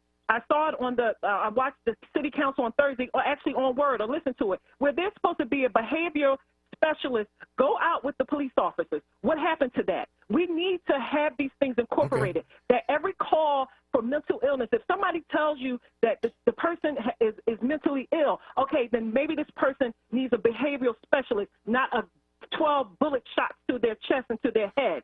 We need to have the laws changed. We have to get better city council. We have to mobilize, and this is what Black people don't do. I'm going to tell you why, because in these suburbs, these people mobilize. They come to these meetings. They're here. But I got to tell you, and Lola, and I thank you, because we're, matter of fact, we're past the clock. I got to take a break. But if Black people didn't mobilize, we'd be out of existence. Black people mobilize better than anybody I know. I mean, look, let's not, maybe we have imbibed the Kool-Aid of history, but there were Black uprisings on plantations, more than just John Brown, more than just Denmark Vesey, more than all of the others. Harriet Tubman wasn't the only one escaping. Black people have been mobilizing forever. They mobilized on the Amistad. Black people mobilize. Let us not sell ourselves short because we don't have, we can't allow perfect to become the enemy of good. Great things have been done. I mean, when you look around and you see a city that has had several black mayors, a nation that has had a black president, and all of us who are old enough know that we never thought we would see it. Give ourselves some credit. Right now, while we're talking, there are black people mobilizing in West Philadelphia. I've got to take a break. When I come back, I'm going to read off some names and surprise everybody. Stay with it. We've all heard people say this election is the most important of our lifetime. Let's remember why that's true. Under the Trump presidency, racism has found a tragic new normal, emboldened by a president who has demonstrated disrespect and disregard for our communities while embracing and protecting white supremacists. While the coronavirus was taking our family members from us, Donald Trump deceived the nation by withholding information that could have saved lives. He protected himself instead of protecting us. Our economy is in shambles, our children's education jeopardized, and the Trump administration is in court right now trying to take away our health care. This has to end. Joe Biden and Kamala Harris are the leaders we need to chart a path toward opportunity, justice, and healing. From affordable health care to quality education and jobs, there's only one choice to move us forward. Vote for Joe Biden and Kamala Harris. Paid for by Black PAC and Priorities USA Action, blackpac.com and prioritiesUSAaction.org, which are responsible for the content of this advertising. Not authorized by any candidate or candidates committee. Jefferson Health offers no-cost COVID-19 testing at St. Raymond of Pinafort Church. Testing is on Thursdays and Saturdays. For testing hours and more information, visit jeffersonhealth.org/community testing. Listen to Laborers Live. We created the weekend. We created the 40-hour work week. We just want enough to feed our family, be able to send our children to college, and let our next generation do better than we did. To people that might have forgot how important unionism is in a country like the United States. People now infringing on our 8-hour work day, trying to work people more than 8 hours without overtime, trying to work people without benefits. In the long run, everybody's getting a fat paycheck except the worker. So this is really a wake-up call for America. The struggle is continuous. Tune in to Laborers Live every Friday from 4 to 5 p.m. Sponsored by LESIT, the Laborers Employers Cooperation Education Trust of the Laborers District Council of Philadelphia and vicinity. Local 332, Sam Staten Jr. Business Manager. Local 57, Esteban Vera Business Manager. Local 135, Dan Woodall Jr. Business Manager. Local 413, James Harper Jr. Business Manager. The Laborers District Council, Ryan Boyer Business Manager, and Tony Staten, Executive Director of LESIT. Hi,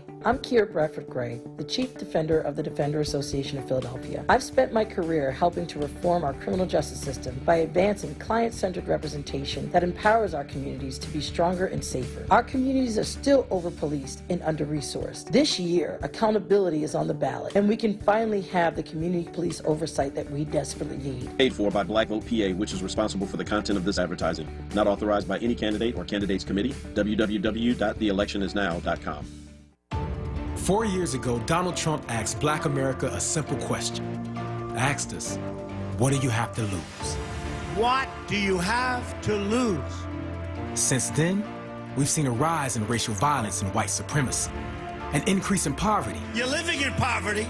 Your schools are no good. You have no jobs. While giving tax cuts to the rich. 200,000 dead from COVID, 1 in 5 are Black. We've lost our jobs, our businesses, our dignity, and even our lives. And he, Trump, dares to ask, what the hell do you have to lose? What the hell do you have to lose? Well, Mr. President, damn near everything. After 4 years of Trump, ask yourself, Black America, are you better off? Vote for change. I'm Joe Biden, candidate for president, and I approve this message. Paid for by Biden for president. Now, a traffic update on WURD Radio. Some busy spots to battle on the Philly roads. This report is sponsored by CVS. Starting on the Boulevard, Route 1 northbound, jam traffic, Wissahickon Avenue into Broad Street. Southbound on the Boulevard, that's heavy Broad Street into Fox Street as well with some extra volume. Schuylkill westbound jams University to 30th Street, that through construction. Left lane is blocked. Further west in the Schuylkill, no major problems. Eastbound Schuylkill, slowing 202 to Gulf Mills. Again, Conshohocken into Gladwin, then from Girard into Spring Garden. On the Vine Expressway westbound, jam traffic, 8th Street to the Schuylkill Expressway.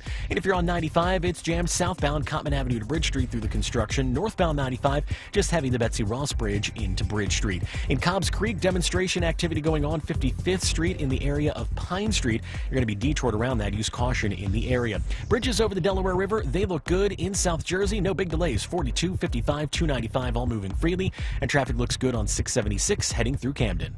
It's okay to do some things halfway, but not when it comes to managing your prescriptions. That's why CVS has a tool designed to look for ways that may help lower your prescription costs. Visit CVS today. Savings vary. Not all patients eligible for savings. Ask pharmacist for details. WURD TV. We're streaming live video of this conversation right now. Tune in on YouTube at onWURD or on Facebook at forward. WURD TV. Black Talk Media. You're listening to Evening Words, hosted by Nick Taliaferro, exclusively on WURD Radio, 96.1 FM and 900 AM WURD. And we're back with you, ladies and gentlemen. Coming along in a few minutes, there'll be a community meeting starting in Cobbs Creek right around 6 o'clock. And we'll see if we can get someone to share with you, with us, what's going on in that meeting. It's a meeting that is designed to keep the community safe in the wake of the shooting that has stirred Philadelphia to great alarm. We recognize that there's some real problems that we are confronting. We're going to do our level best here in at WURD to make sure that you get the information you need to steer us around the foolishness and the craziness. My understanding is that City Council member Isaiah Thomas is on the line, and if that is correct, we welcome you, sir, to the dialogue. Hey. Thank you for calling. How are you, sir? Thank you. Hey, man, look, just call me Nick, Councilman. How are you? Is the better question. I mean, you know, it's an interesting time, so you know, I'm trying my best. I'll say that. But you're one of our more you're one of our more progressive, more energetic, and newer voices on council. We have high hopes for you, sir, and I'm looking forward to hear what you have to share with us today after the tragedy of yesterday. Well, I heard the caller, and the thing that I'm recognizing is that you know, people want to see and hear from their elected officials. They want to see leadership as it relates to this issue. And what I'm trying to do is every time I get the opportunity to let folks know how we feel and what we're trying to do about this issue, I try to communicate it. I've already put out a statement. A lot of my colleagues have put out statements as well. I've even gone live on social media. But, you know, it's a heartbreaking situation. I watched the video, and my thoughts and prayers go out to the Wallace family. I also, you know, it's traumatizing for the community as well, too, everybody who had to witness that unfortunate situation. And to be honest, Nick, look, we could talk about this for a while. The community meeting, I'm going to be there tonight. But okay. I spend a lot of time in a lot of different neighborhoods, and Kensington is one of them. I spend probably more time in Kensington than most elected officials besides probably Councilmember Sanchez in Squirrel District. And no one can convince me that they could not find another way to deal with that young man. I just can't be convinced of that. And so for me and the work that we're doing, we're constantly trying to go back to the drawing board and look at how we are policing people in the city of Philadelphia. I'm actually going to be having a conversation in a press conference tomorrow in collaboration with Kira Bradford Gray in the Public Defender's Office to talk about the issue of policing. And, you know, I'm going to be honest, Nick, this was scheduled before this unfortunate incident took place, but we have to continue to work. And this unfortunate incident only shows the importance of the work and the sense of urgency behind what we're trying to do as it relates to changing how our communities are policed and trying to be more effective. So I honestly called because the caller, prior to when you went to commercial break, she really got to me. I understand she's upset. I understand she's frustrated. She's angry. Yeah. She wants justice. She wants these things to stop in her community. And I want her to know that I feel the exact same way she do. Me being a member of city council doesn't exempt me. I literally had an op-ed come out today that talked about, you know, my experience as it relates to driving while black. And again, the op-ed coincides with the bill. So the irony of the timing of all this is, of course, unfortunate. But again, you know, this is work that must be done. And I just want folks to know, especially the folks in the WRD listener audience, to know that City Council hears you, we're listening, and we're trying our best to respond to the needs of the citizens. Well, I want to share with people the little that I do know. Councilman Thomas has been he's been right in the vanguard of trying to make sure that that we look at our policing with a fresh set of eyes and energetically involved in trying to bring normal everyday citizens and the normal everyday public into a place where they can offer their opinions and become engaged in the changes that need to be wrought in the police department. Let me ask a quick question, Councilman, while I got you. How have you found John McNesby to be when it comes to speaking with him about the work of the officers that he represents as the head of their union? So I'm gonna be honest with you. I've never had a conversation with John McNesby, but I've never reached out to initiate a conversation with John McNesby. However, I have a colleague in council and a colleague in the police reform working group, Catherine Gilmore Richardson, and anybody who knows Kathy or ever worked with her knows that she does her due diligence to talk to everybody before she introduces anything. And so I'm sure that she reached out to John McNesby and folks on that side, and she received no response, no correspondence as it relates to the work that we're trying to do. And to be honest with you, Nick, that just feeds the lack of trust that people the community, black communities in our relationship with police. Look, if you're born and raised in Philadelphia, we all know that all cops are bad. It's like if you're going to high school or... Yeah.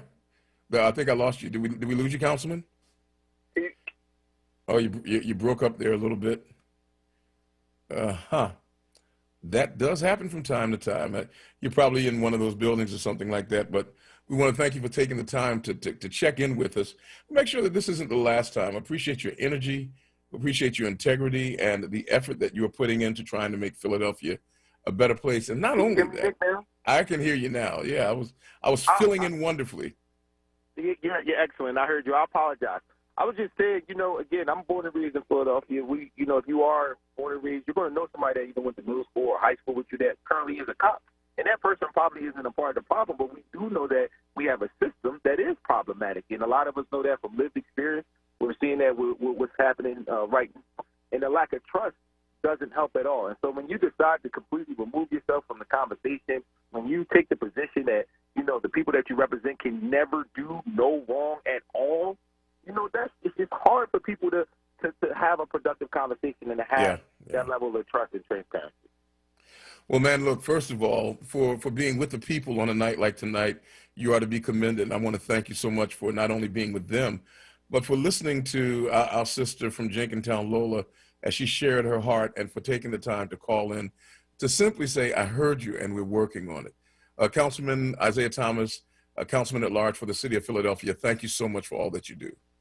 Thank you, Nick. I appreciate you. And again, we're here for folks. I just want to say that my email address is isaiah.thomas@phila.gov. If folks just want to communicate their concerns or even vent, that's it, or even help us think through solutions. That's what we're here for. So thank you, Nick. I appreciate it, and I appreciate all you're doing. Let me just say one last thing, Nick. And I know this is a little controversial, but I'm gonna say it. I'm gonna get it off my chest. People talk about the importance of voting, right? And I'm gonna be honest with you. I'm very angry about what I saw, but I truly believe in my heart that we are going to get justice. And I'm going to be honest with you. I think a lot of us, and us meaning you and me and people who did the work in 2017, we did the work in that moment for this moment right here. We never want things like this to happen. But what we do know is we want somebody who is in charge of assuring justice takes place, somebody who has that job to have the best interest of people of color. So I'm not saying names. I'm not saying anything crazy like that, but again, a lot of us voted in a certain way in 2017. So while I am angry, I am upset, I do know we have systems that are problematic. I do believe that we are going to see justice in this particular situation. I look forward to it, and when it comes to us, we will embrace it with both arms, sir. Yes, sir. Thank you again, Nick. I appreciate it. Thank you, Councilman. I appreciate it as well. Lost in all that's going on around us in the city of Philadelphia is one of the darker nights that ever happened in the realm of juridical proceedings in our nation. And that is last night, Judge Amy Coney Barrett was sworn in as the 9th Justice of the Supreme Court. Quietly under cover of night, Donald Trump smiled beatifically as his nominee came. This was the fastest nominating process and voting process of a Supreme Court justice in history. This woman, I believe it was 24 days or something like that, from soup to nuts in 24 days, no pun intended. She has become a Supreme Court justice and is likely to spend the next 40 years on that bench. If life should last as it normally does for a woman of her age and of her status. Can someone just leave their seat? Can they resign? They can resign, yeah, correctly. They can. I mean, and some do. I mean, not. I forget. I think Stephen Breyer was it Stephen Breyer who resigned not long ago? Yeah, people resign and walk away, and she could quit. She could get to a point where she says, "I want to play with fuzzy felts and knit some more sweaters for my children." But I tell you that's a long time to have a person on the bench and a job that once you get in, you don't have to worry about it. Hey, we'll take the break, come back, talk more about that on the other side of the 6 o'clock hour. Stay with us, folks. This is WURD 900 AM, 96.1 FM. Evening Words is the name of the program. I'm Nick, and I'll be back after this.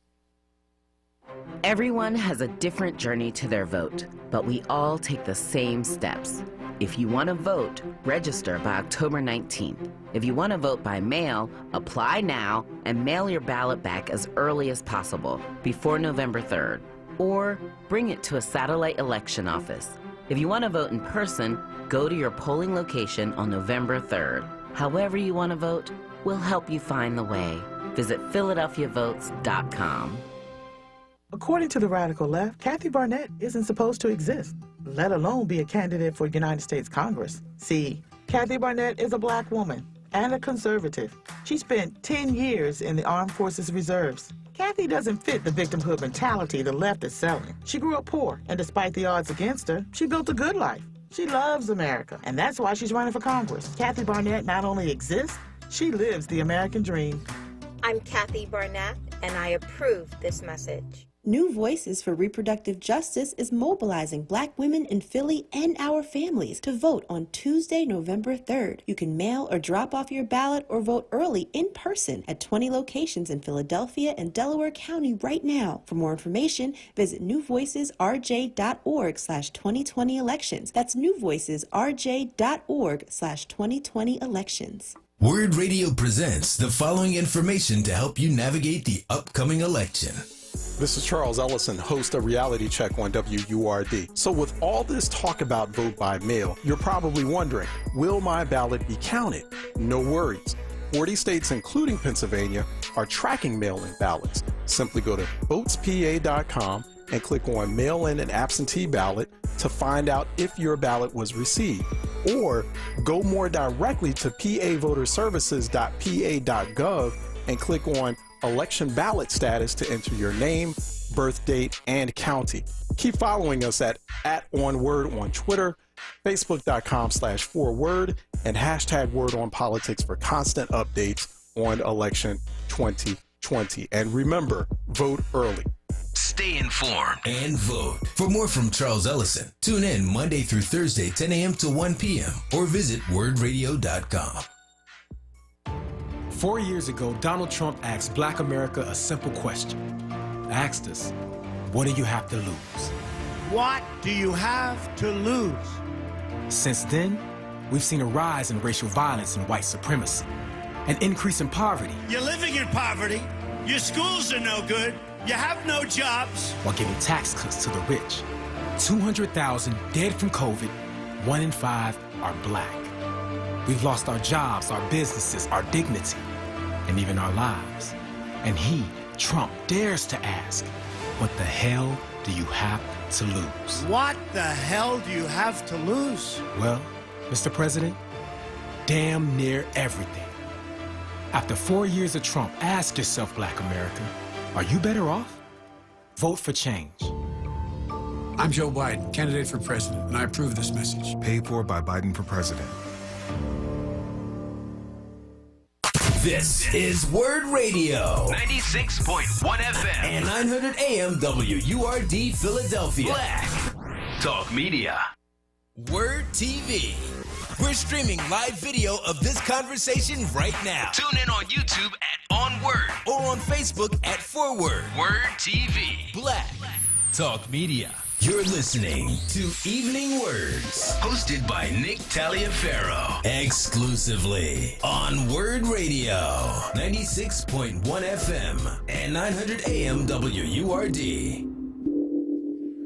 Ladies and gentlemen, it is now 3 minutes after the hour of 6 o'clock. Community meeting has started at the Church of Christian Compassion in Southwest Philadelphia. The Church of Christian Compassion is shepherded by Lonnie Herndon, and quite a few people are meeting over there to discuss what's going on in the community under the direction of one of our local elected officials. We'll find out as soon as we can how that meeting has gone and see whether or not we can get information to you. My battery mate, my colleague who comes on after me here on WURD at 7 o'clock until 9, sincerely Sarita, is on site checking out this public meeting, and I'm sure that she will have some information to share with you as well. When we see a police officer shoot, and in this case, we actually did see a police officer shoot, but when a police officer shoots and kills someone, particularly in the African-American community, there is a legitimate uproar. There is a righteous indignation because of all that has happened in this country to Black people under the color of law that makes us immediately suspicious, and we should be. It is only natural to feel that way.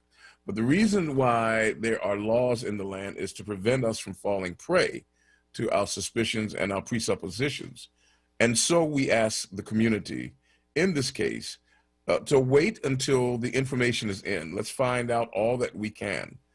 There are many of you out there, and this is the hard part, people who know what should have happened. There's, being a pastor, being a police officer, we share some of that, where people think that they know your job better than you do, and they know what you should have done. And I can't tell you the number of times I heard somebody say, why not shoot somebody in the leg? Police officers are not trained to shoot in the leg. They actually, I remember a police officer getting fired because he said he intentionally shot a person, tried to shoot somebody in the leg, and did. But the training says that when you pull your gun out of your holster, you are pulling your gun out of your holster for the potential deployment of deadly force for the purpose of ending a threat to life or health, particularly that of someone else or the police officer.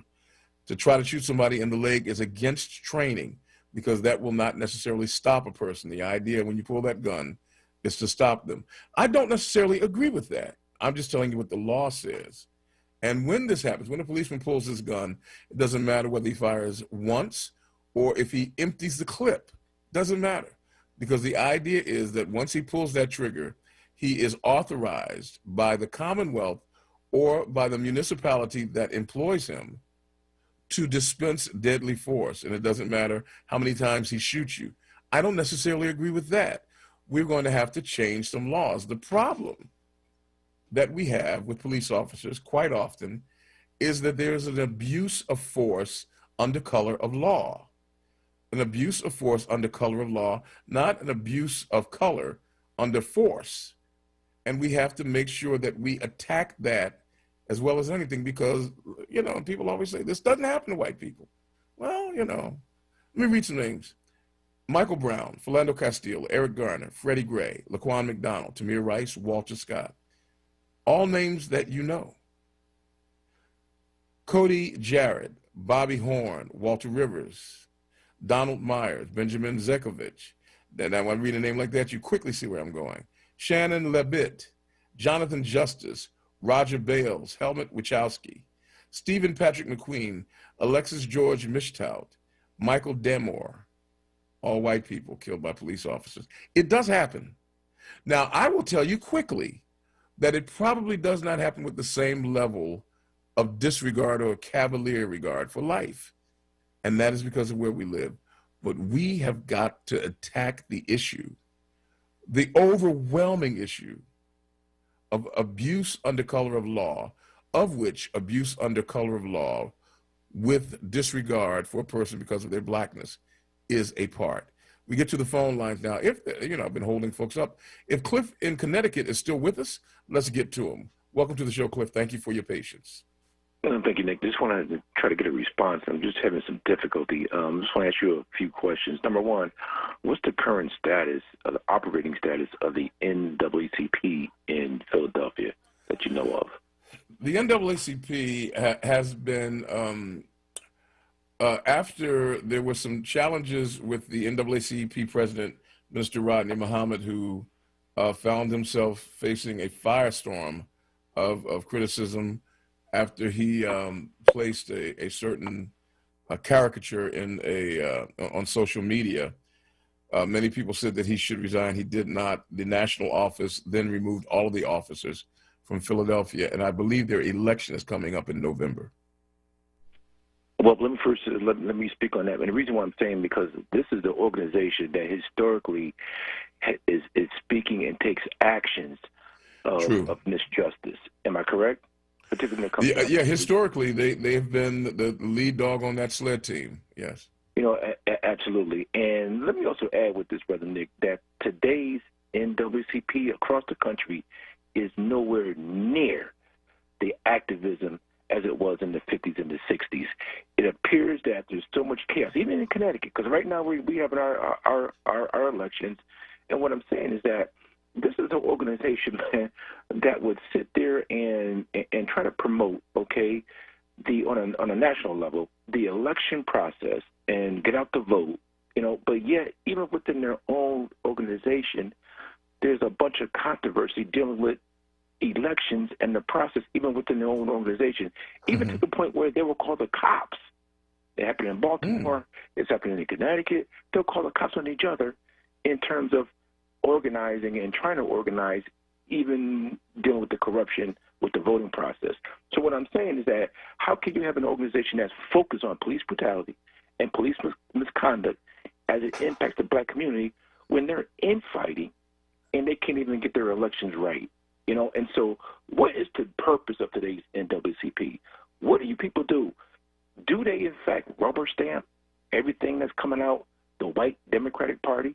And that's what it seems. So Mayor Kinney, if he says, and now you got Commissioner Outlaw, if they don't take any actions against these police officers, then you won't have any pushback coming from the NAACP as well, because number one, we don't even know if they're functioning. And then number two, that your mayor and the commissioners, maybe they're both Democrats.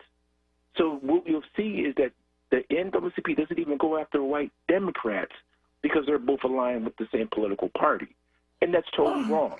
I don't believe that, well, first of all, the Philadelphia office has been crippled by the removal from office of those who were in office. And so you're right, we're limping along there. And the NAACP is going through an evolution. But one of the problems, and maybe I shouldn't use the word problem, but one of the issues with the NAACP is the same thing that people hear about Martin Luther King. They say, when Martin Luther King was around, you knew who the leader was. Well, we don't need one single leader anymore. We have a bunch of people who lead in various ways. The NAACP now is no longer the only game in town. There are so many other organizations.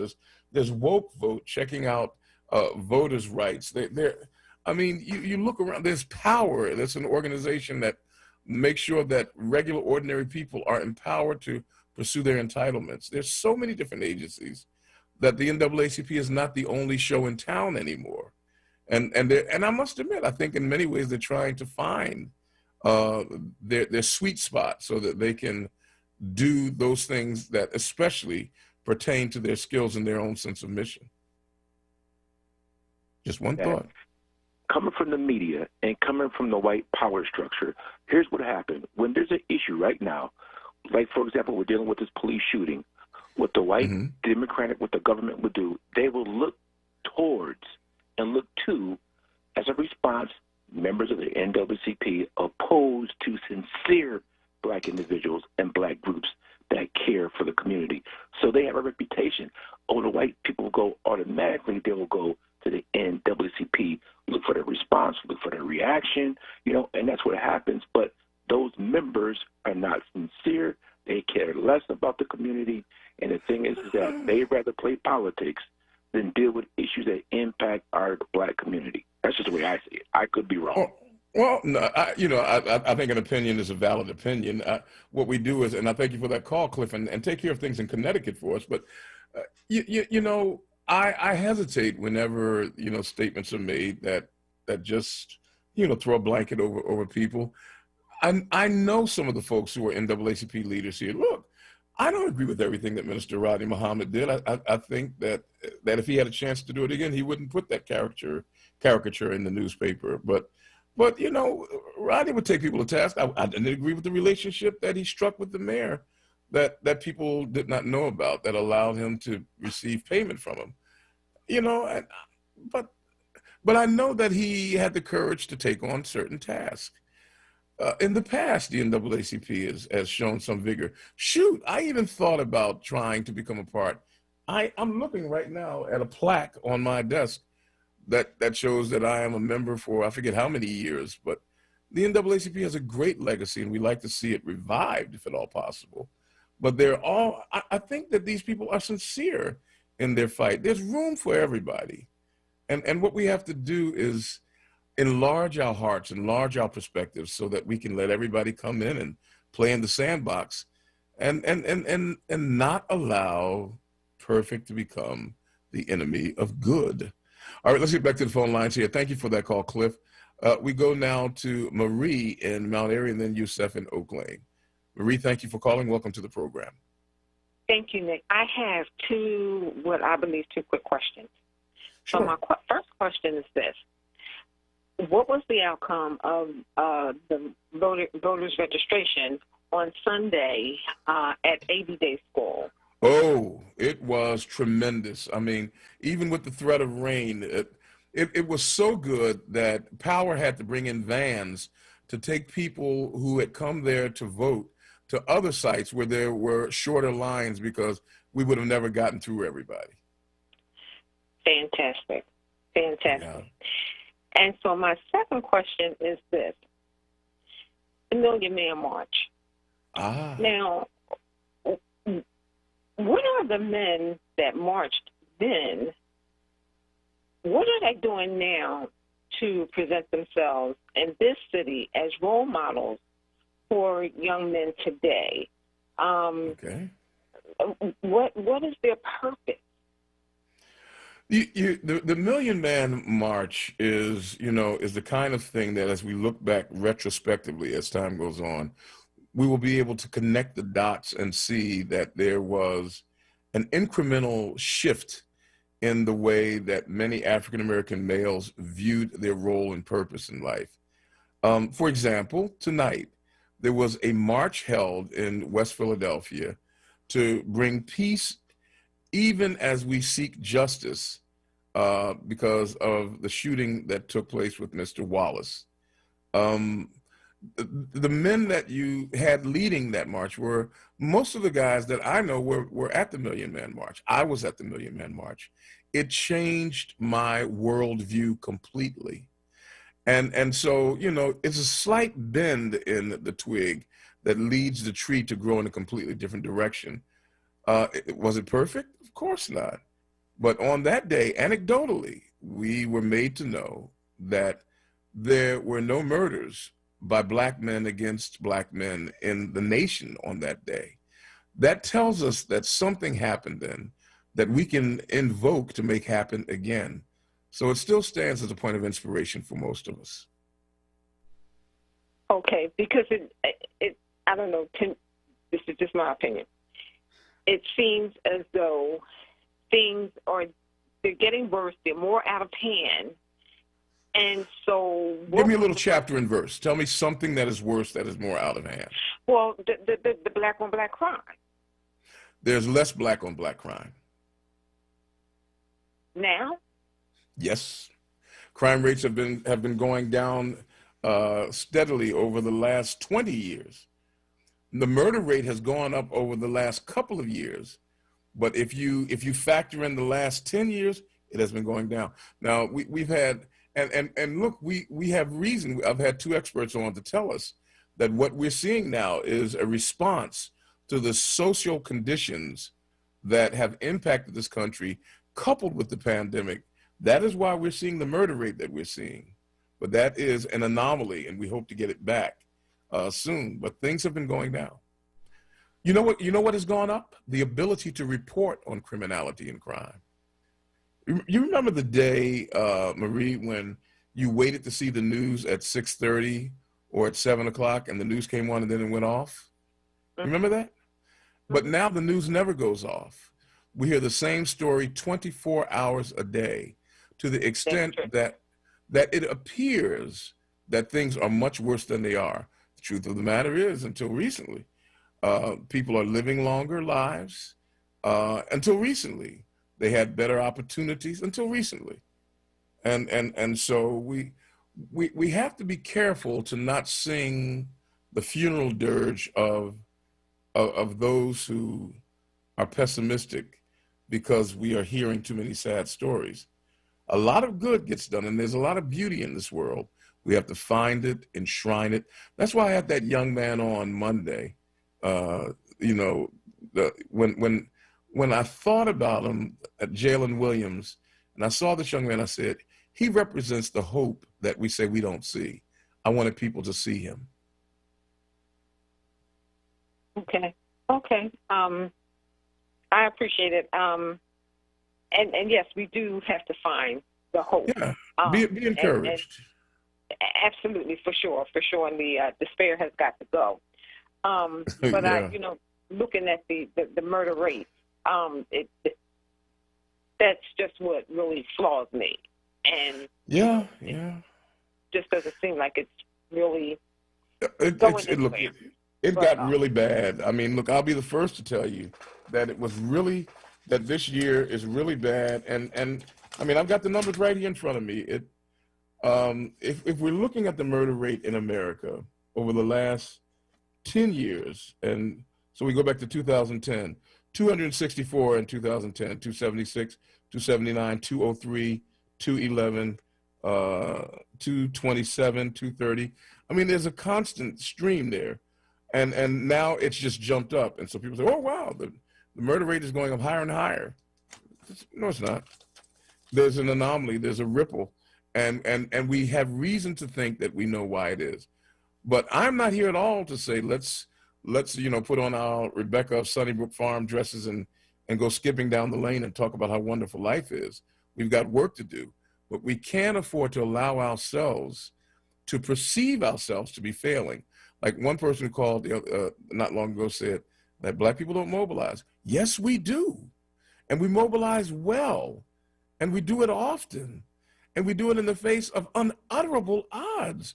When you consider what black people went through in this country, the mere fact that strong men and strong women keep coming, we need to stand up and clap like trained seals. Maria, I appreciate your call. Thank you so much for taking it. Have a good evening. You too. Hey, folks, it's a sad bunch of news that we have to swallow. There's some sad things happening in this world. I'll be the first to acknowledge it, to admit it. There are things that I readily tell you that I wish they were not happening. But at the end of the day, we must be willing to recognize that extraordinary progress has been made, is being made, and will continue to be made if we just keep coming, even in the shadow of this untimely death of Mr. Walter Wallace Jr.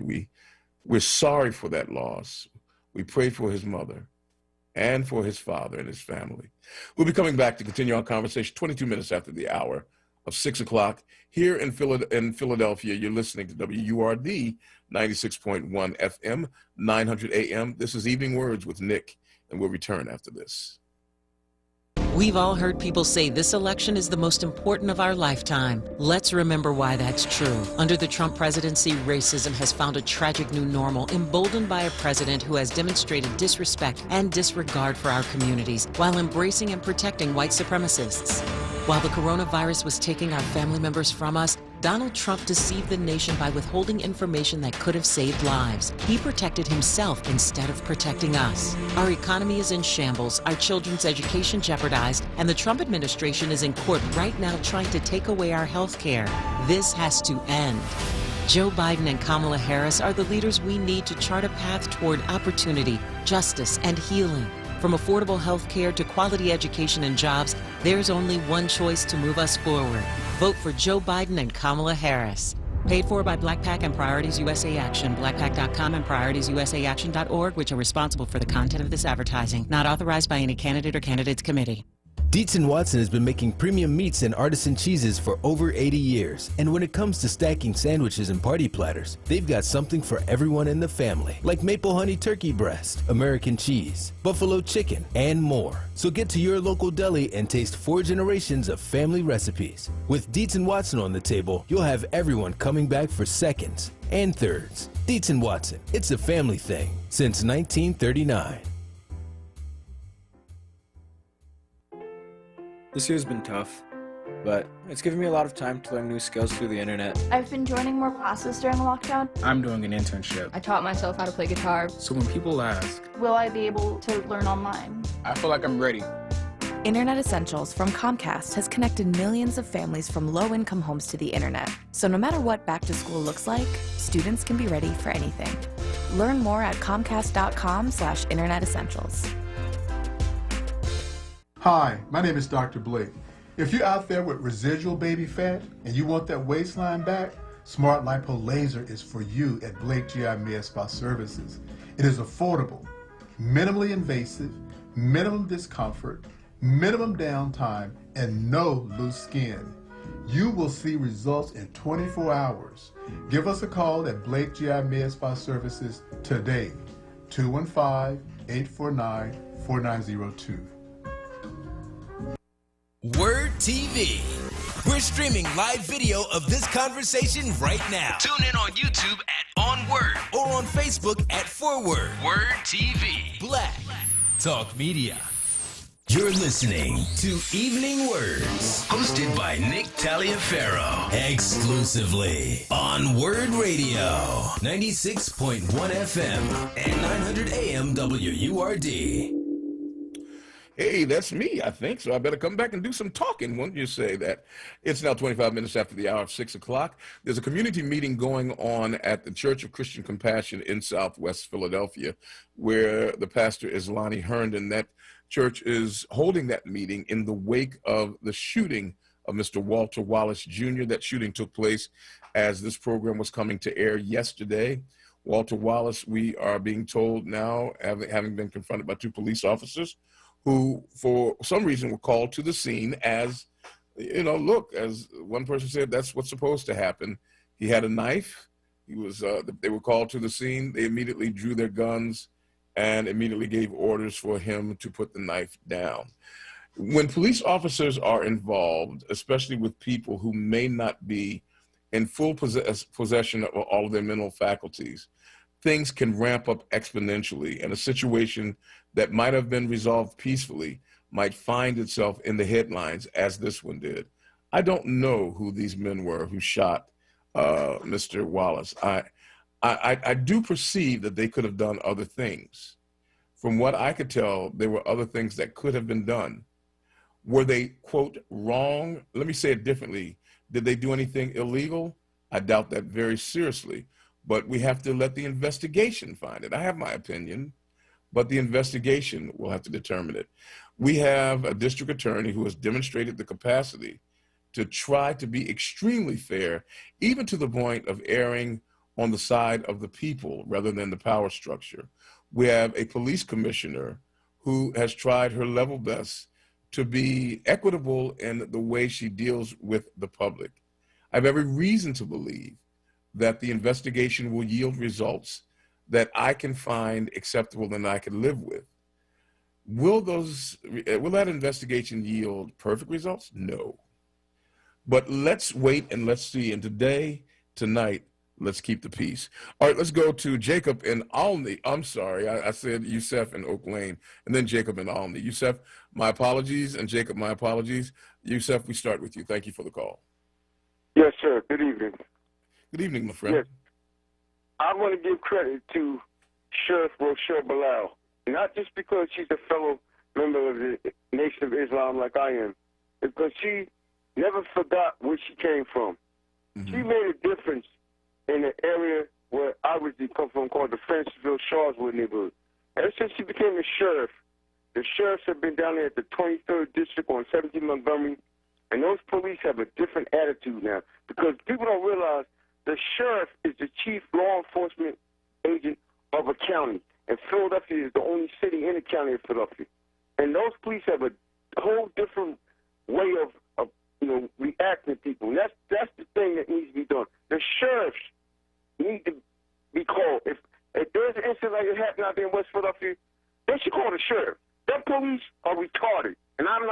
said. Well, now, okay, hold on. What makes you say that they're retarded? An FBI agent told me a long time ago when he was interviewing me because they had me on a list of the 10 most dangerous people in the state of Pennsylvania. He said that the Philadelphia police are not hired for their knowledge. They're hired because they cannot function without being insane. They need insane people to do what they're doing because a sane Okay, so person, now you're saying they're insane and they're retarded, and you haven't given me an answer to either question. The Philadelphia police are insane and retarded. And I said it because Now, you did hear what I said, though, earlier in the program, and that is when you make statements like that, you have to back them up. So why do you when say... I was 8 years old, man, when I was 8 years old, I was in a school called Henry Howard Houston on Allen Royal Lane in Mount Airy when I was a foster kid. I was attacked by a schoolyard bully. This schoolyard bully pushed me to the ground 2 times. And at the second time, nobody would intervene, no school teachers, no older students. I picked up a piece of concrete and bust them in the head with it. Instead of them coming to my aid, they went to the aid of the person who bullied me and sent them to medical. And the police came to the school and started trying to get me to confess the things I couldn't possibly have done at that age. Because everywhere I went, I was escorted. I said, what is wrong with you? I was just attacked by an larger student, and you're trying to get me to confess the crimes I didn't commit. And that's why I say they're mentally ill, man. The police in Philadelphia are mentally disturbed. Yusef, now here's the thing. I don't know how many police came to pick you up, and I want you to give some thought to this because I'm going to let this one go. You know, if somebody is bullying you and you're not being helped, I can understand the sense of injustice you felt. But picking up a concrete block and hitting them in the head becomes more than simply an act of bullying. It becomes more than simply a kid fighting in a schoolyard. That is how people die. You could have killed that person, and the conversation that you and I are having may have never taken place. It was, your response would be considered by many people to be beyond the pale. I'm glad that somehow or another that you are able to get along without picking up concrete blocks anymore. At least I'm hoping that that's the case.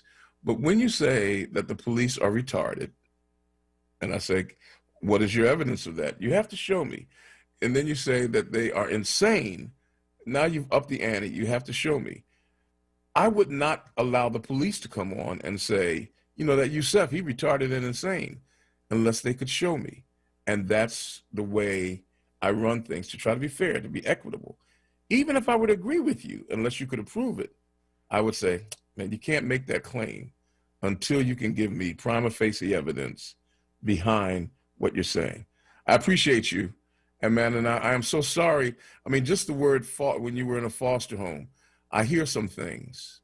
And I'm sorry for what you went through. And I'm sorry for your pain. And there's nothing worse than people who are in authority listening to your pain and acting like it doesn't exist. And I can understand the anger you felt, but that concrete block was not a good idea. And I hope it never becomes a good idea for you again. Jacob in Alney, thank you for your call, and we welcome you to the program. Peace be unto you, Brother Nick. Peace upon you, my friend. You know, you doing overtime today, huh? Hey, man. You know, they getting butter out the duck, ain't they? Yeah, well, you can do it. Nick, you know what? One thing, sincerely, Sarita has a saying, I love it. She said, taste your words before you feed them to somebody else. She does. Right? I've heard her say that, yeah. Yeah, that's a beautiful statement. You know, it is. What I heard you trying to tell people, Nick, is what it says in the Quran. Allah tells us in the Quran, never let shaitan make you shaitan, right? And you were saying that, I heard you on one caller, she was saying some things and you tried to show her if a white person said the same thing, you would call them racist, and I hope she picked up what you was trying to tell her, But again, we look at that incident, and surely that's an ugly thing. I saw it before it hit the news because these young people, they know how to film stuff and get it out on the air. One of my younger coworkers sent it to me, and we talked about it, before it even was on the news like that, right? So my thing is, Nick, where was the helpers that saw that mother struggling to calm her son down? Y'all knew him. Some of y'all there filming. I wish one of y'all would have put the camera down and helped the mother. If you could have got in between that boy, because I don't even know him, Nick, and I know myself. If I would have seen the mother struggling to get her son's attention with police officers on scene, he got a knife, he might have had to stick me because I would have put myself in harm's way because I know that was a serious thing. We like drama sometimes. Oh, look, man, this is going down. You know, we do that rather than get in there and help that mother. I mean, we look what they say, hindsight is 20/20. 20/20, yeah. Yeah, we can look back and see what we should have done, would have done, this and that. And then they say, well, they should have shot him in the leg. Now they want the cops to be Annie Oakley. That's cowboy flick in Hollywood where they shoot the gun out, boom, to shoot the gun out of his hand, you know. Yeah, when John Wayne says, I could have killed you, Pilgrim. Yeah, you know. Nobody, yeah, it's... But you know what I'm saying, Nick? Yes. I do. That's an ugly thing. We don't want it to happen. We want people, anybody, I don't care if you're white, we got to stop killing one another. Black lives matter to me. And, you know, so, but look, Nick, on a lighter note, I heard you and Eric talking about the land down under, right? Yeah, man. Now, look, we should go down there when Eric decides to get married. That's Jacob. I think me and you should fly down there with Eric, because we're going to have to prop him up. You know what? We're going to have to prop him up, fly down there, and you marry him. Bye, Jacob. Bye, Jacob. Okay. All right. Hey, Jacob, you're right, though. We don't have to prop you, bro. You ain't right about nothing. Exactly. You don't got to do nothing. I'm going to stand tall. We just have to keep your hands still. That's not what you got to do. Leave it alone. What for those of you who don't know, that Jacob is talking about was about 5 years ago, one of our dear friends whom we met on these airwaves, and that is Bill and Helen Lagoon, flew up from Australia after listening to this program, and they got married right in Fairmount Park at Belmont Mansion, and I had the privilege of tying that nuptial knot for them there, and many of the listeners of WURD came out to be a part of the wedding, and Bill Jolly played music, and Eric read the scripture, and Eric reads very well, because the way that Bible was shaking in his hand, I don't think anybody else could have read it. Okay, let's go. I do believe that we're going now to Sadie in my favorite place, Sharon Hill. Don't you know we love you, sweet Sadie? Welcome to the show. Thank you. You're welcome. I just have a request, actually. Yes. Could you, I know you said it, but maybe I misinterpreted what you were saying. If you could just go over or explain again what you meant when you said that we have to be better. Yes. If I am perceiving that people are judging me based upon the color of my skin without knowing who I am, and if I am perceiving that I am being denied opportunities because people think things about me without having evaluated me for themselves, and if people are hating me because someone told them that I deserve to be hated, and somehow or another in dealing with the poisonous outcomes from their behavior, I begin to take on those same traits, I have to be better than that. I can't allow myself to be remade in the image of my offender, my persecutor, my oppressor. I have to be better. The greatest victory is to make sure that I don't become the very thing that I hate. That's what I mean by we have to be better. Okay. Okay. I kind of thought that's what you meant, but you said a few things after that I'm thinking to myself, can you really say that? And that really was when you were saying about the two police officers. You said you didn't believe that they woke up that morning thinking that they were going to kill someone. During the time I read history, American history, Black history, there have been times when cops have awakened and gone on the job. It's been written and stated. Yeah, I wonder how many we're going to kill today. Not yet, but kill today. So I think I was just so, I think I was feeling what the young lady was feeling, who was very passionate, you know, in her statement. Absolutely. And I understand that passion. Yeah. Me But what too. I'm a mom. I'm a grandmom. I've got black sons, black grandsons. And I think we do, I know I do, live in a climate of fear. And fear can paralyze you. It can paralyze you in a number of ways. Perhaps those police officers were fearful. Someone said it on one of the earlier shows, and we weren't there. I don't know what was in their mind. But, and this is the last thing I'd like to say on that, is that, you know, once the cameras leave and, you know, you might hear what's going to happen a little bit later on, and then they move on to something else. And the next thing that they move on to is another city. Because what was on the news a little bit ago was that the police have killed at least one black person every week in 2020. And we're just in the month of October. Well, you know, it is... Something's wrong with that. There is something wrong with it. And I would be the first to acknowledge that. I'm simply saying that even though there's something wrong with that, that something wrong with that cannot color the way we view everything. I'm not exactly sure how. Let me ask you. It's a personal, somewhat personal question, but not intensely personal. But do you have a religious belief? Do you have a spiritual constitution, or you do? Yes. Okay.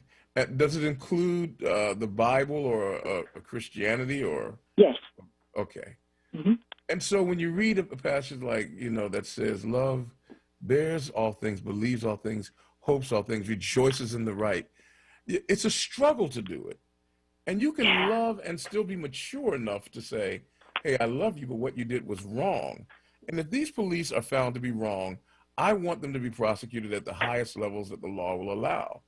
However, from what, you know, and I had a couple of professionals tell me today that what they saw would not allow them as police supervisors to say that the guys were, quote, wrong, that they were working within the realm of their power. The problem is that the law gives too much space for them. Yeah. We need to have a law that says when a person is mentally ill, that the responsible police officer, unless there is an imminent threat to life, that a police officer has to wait for a trained professional to come on site, unless there's an imminent threat to life. And one man with a knife walking around a car is not an imminent threat to life if you can still back away from him. They had blocks and blocks that could have backed away from him and not had to shoot him. So, I mean, so there's this big chasm between not wrong, but also not guilty that police officers get to inhabit. We're going to have to change those laws. Yeah.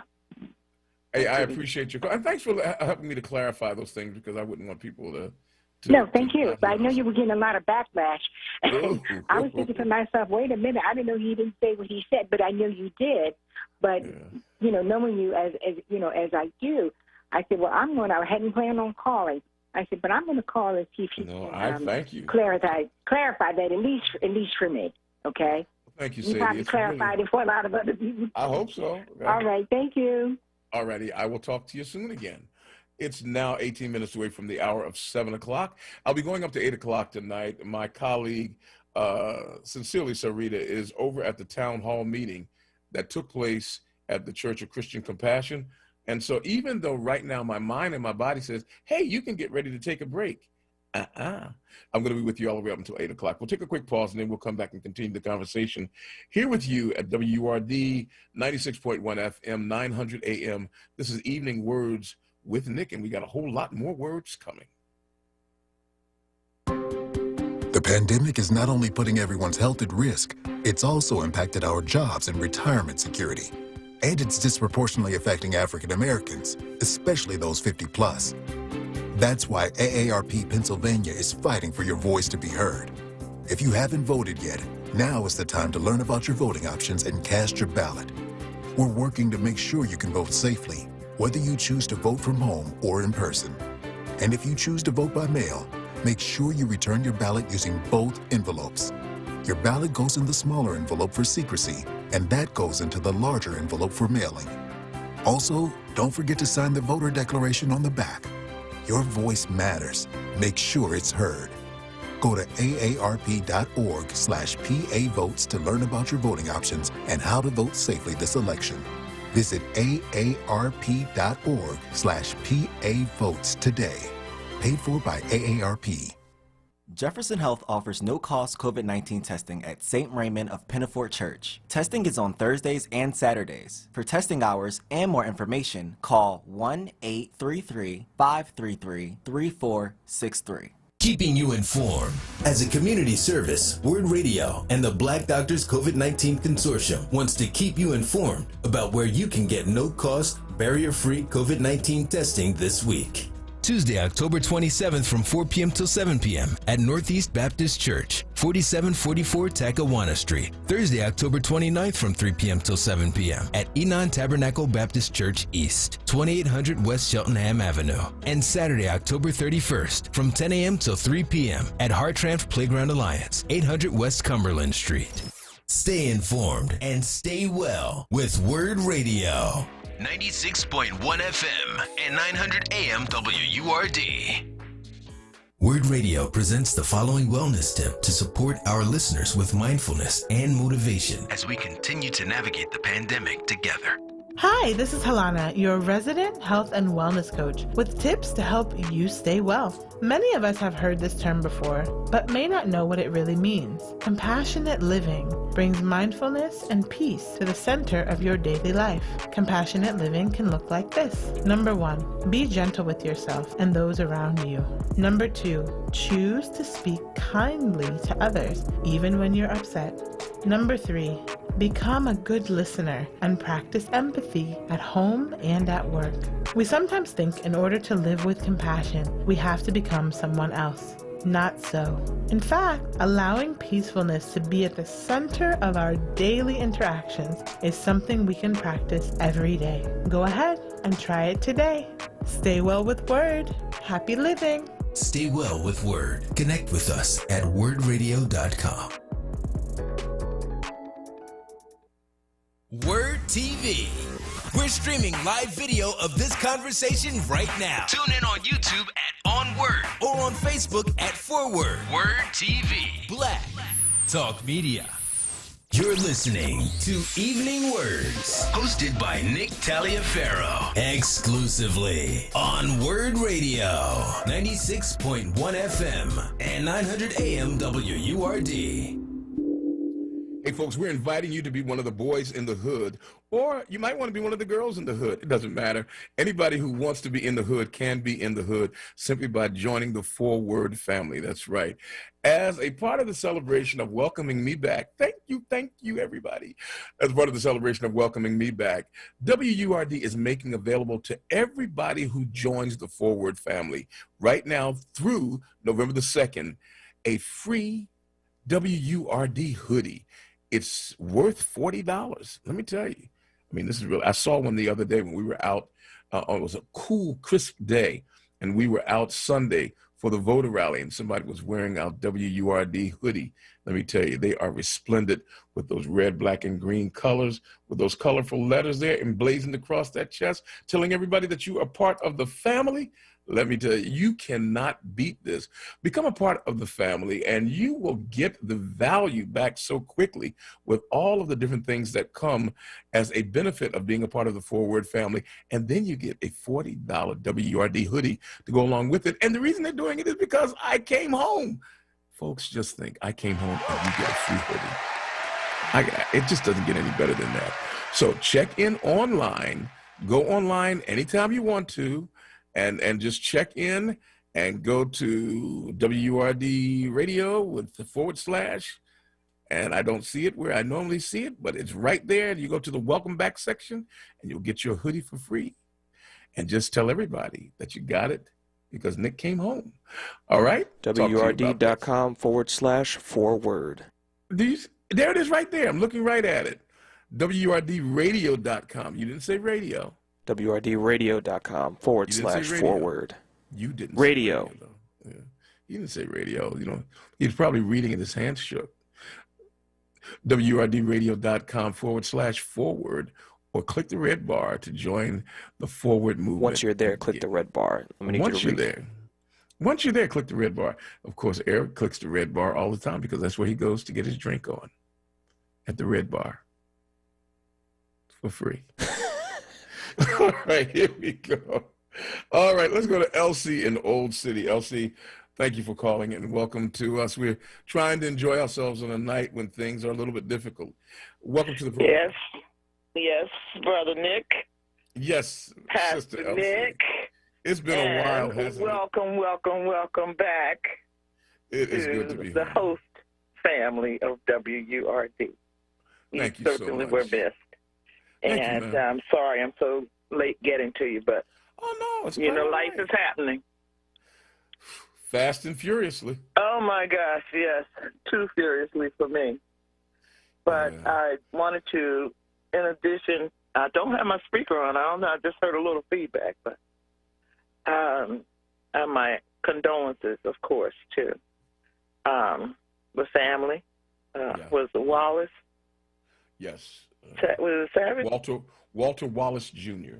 Oh, Walter Wallace Jr. I'm sorry. But my condolences to the family, and Lord, I'm just so saddened that once again we have to offer our condolences due to an officer-initiated shooting. Yeah. And thanks to Miss Sadie who shared that statistic. I just saw it myself on PBS that there's been one officer shooting of a black person. It averages out to one a week for the whole year, 2020. Yeah. It's, now, it is what it is. I understand, but I don't think we can use that 16% statement anymore. of the population. Yeah. As black people, and definitely not all black men. So I'm not disputing the fact that, yes, there are a few white men that do get shot by the police. But when you consider their population and consider our population, it totally, I believe, is really skewed. What percentage of people killed by the police do you think white people make up? I have no idea because I hardly ever hear of them murdering anyone. I mean, but, somewhere in the back of our minds, we have some idea. I mean, I don't have an idea, but if you want me to take a guess, I'll say maybe 7%. Maybe 7%. What percentage of police killings do you think blacks make up? Don't know. Take a guess. Blacks on blacks. Two blacks. No. Black people being killed by the police. Oh, black people being killed by the police. Well, I don't know. It just seems to be a fairly large percentage. High number, yeah. Considering our number. And I'm going to say, let's say 20. You said about 7%. You say about 7% of those killed. You say are probably white. 7. Okay. And approximately maybe 21% are black. Multiplied by 3 times it happens to, the blacks are killing blacks. Is that what you were asking me? No, not blacks killing blacks. I'm saying blacks being killed by police officers. Well, now you said that maybe whites, the total number of people killed by police, you said maybe about 7% of them are white, because you're right, you rarely hear about it, and and not only do we rarely hear about it, we don't see it either. You don't see it. So what would you do if I told you that black people, of all of the people who are killed by police, that black people make up about 26 to 27%? That's pretty close. Okay, thanks. You're pretty close. White people make up 50%. Okay. And how much? What part of the population are they to? Oh, a whole lot more. All right. A whole lot more, but let's not run from the point that we're making No, here. no. I'm just asking. And that's all. I just asked. And you see, it's called cognitive dissonance. I mean, And I hear that, but I want to be sure to get to my point that I called for. I don't want to get. Let me shut my mouth. No, I don't want you to shut your mouth. I just want to make sure you know that I do have something I want to share. Okay, let's hear about these police shootings of a black man, and usually unarmed. Yeah. However, back in 2015, we formally had, I believe it was Police Commissioner Charles Ramsey, and he contacted the United States Justice Department and wanted them to come in and, do a review. I remember the police department. They did. They came. They did an examination. They came up with their findings and made some recommendations. But the document that I wanted to know, have you ever read that COPS document, the community? I remember when it came, because I was on air in those days, but I don't remember much of anything about it at that time. So. Well, I just want to be sure to mention that it does exist. That's the first thing. You know what? You're going to send me on a mission, because now I want to find out what it says. Please do. Yeah, because during that time, the police, the police force we're looking at now is a police force that is at the foundation of the Nutter administration, because what Mayor Nutter did was he reversed the policy that said you don't have to take a lie detector test to apply for the police department. He brought it back in, and then he really reversed the policy that says that you have to be a resident of the city. He said, no, you can live in the outskirts of the city. You just have to move in the city within a year after you're hired, which opened the floodgates for people who lived way out in Pickle Switch County, who decided they want to come to Philadelphia and throw down some law and order, dadgummit. And I never really got past that. But I appreciate, Elsie. Well, let me just share this last point. I've got to go to Woody. Make it really, I got about 30 seconds. Please look at the findings and the recommendations at the end of that report. I want to know why we aren't practicing those things today in this city. Thank you so much. If I don't talk about them, you pull me to task on that one, would you, Elsie? I certainly will. You have a great night, and thank you for sharing. I have the feeling that you will. You got it, Elsie. Thanks for your time as well. Woody in Winfield. You know what? I'm trying to, why am I rushing? I'm here until 8 o'clock. But Woody, thank you for calling, and welcome to the show, my friend. Well, you forgot that I was on, I guess. So guess what? You got to stay until 8. I'm here after time, and you are one of the only people I would stay in this barbershop to say something to, because I appreciate you that much, Nick. Thank you, Woody. And I really miss you here at the shop. I still want to continue to talk to you about what we talked about last time, Seth, and this prison issue, because as I stated to you before, the whole educational structure is all messed up to the point where, this the musical chairs of recidivism doesn't stop.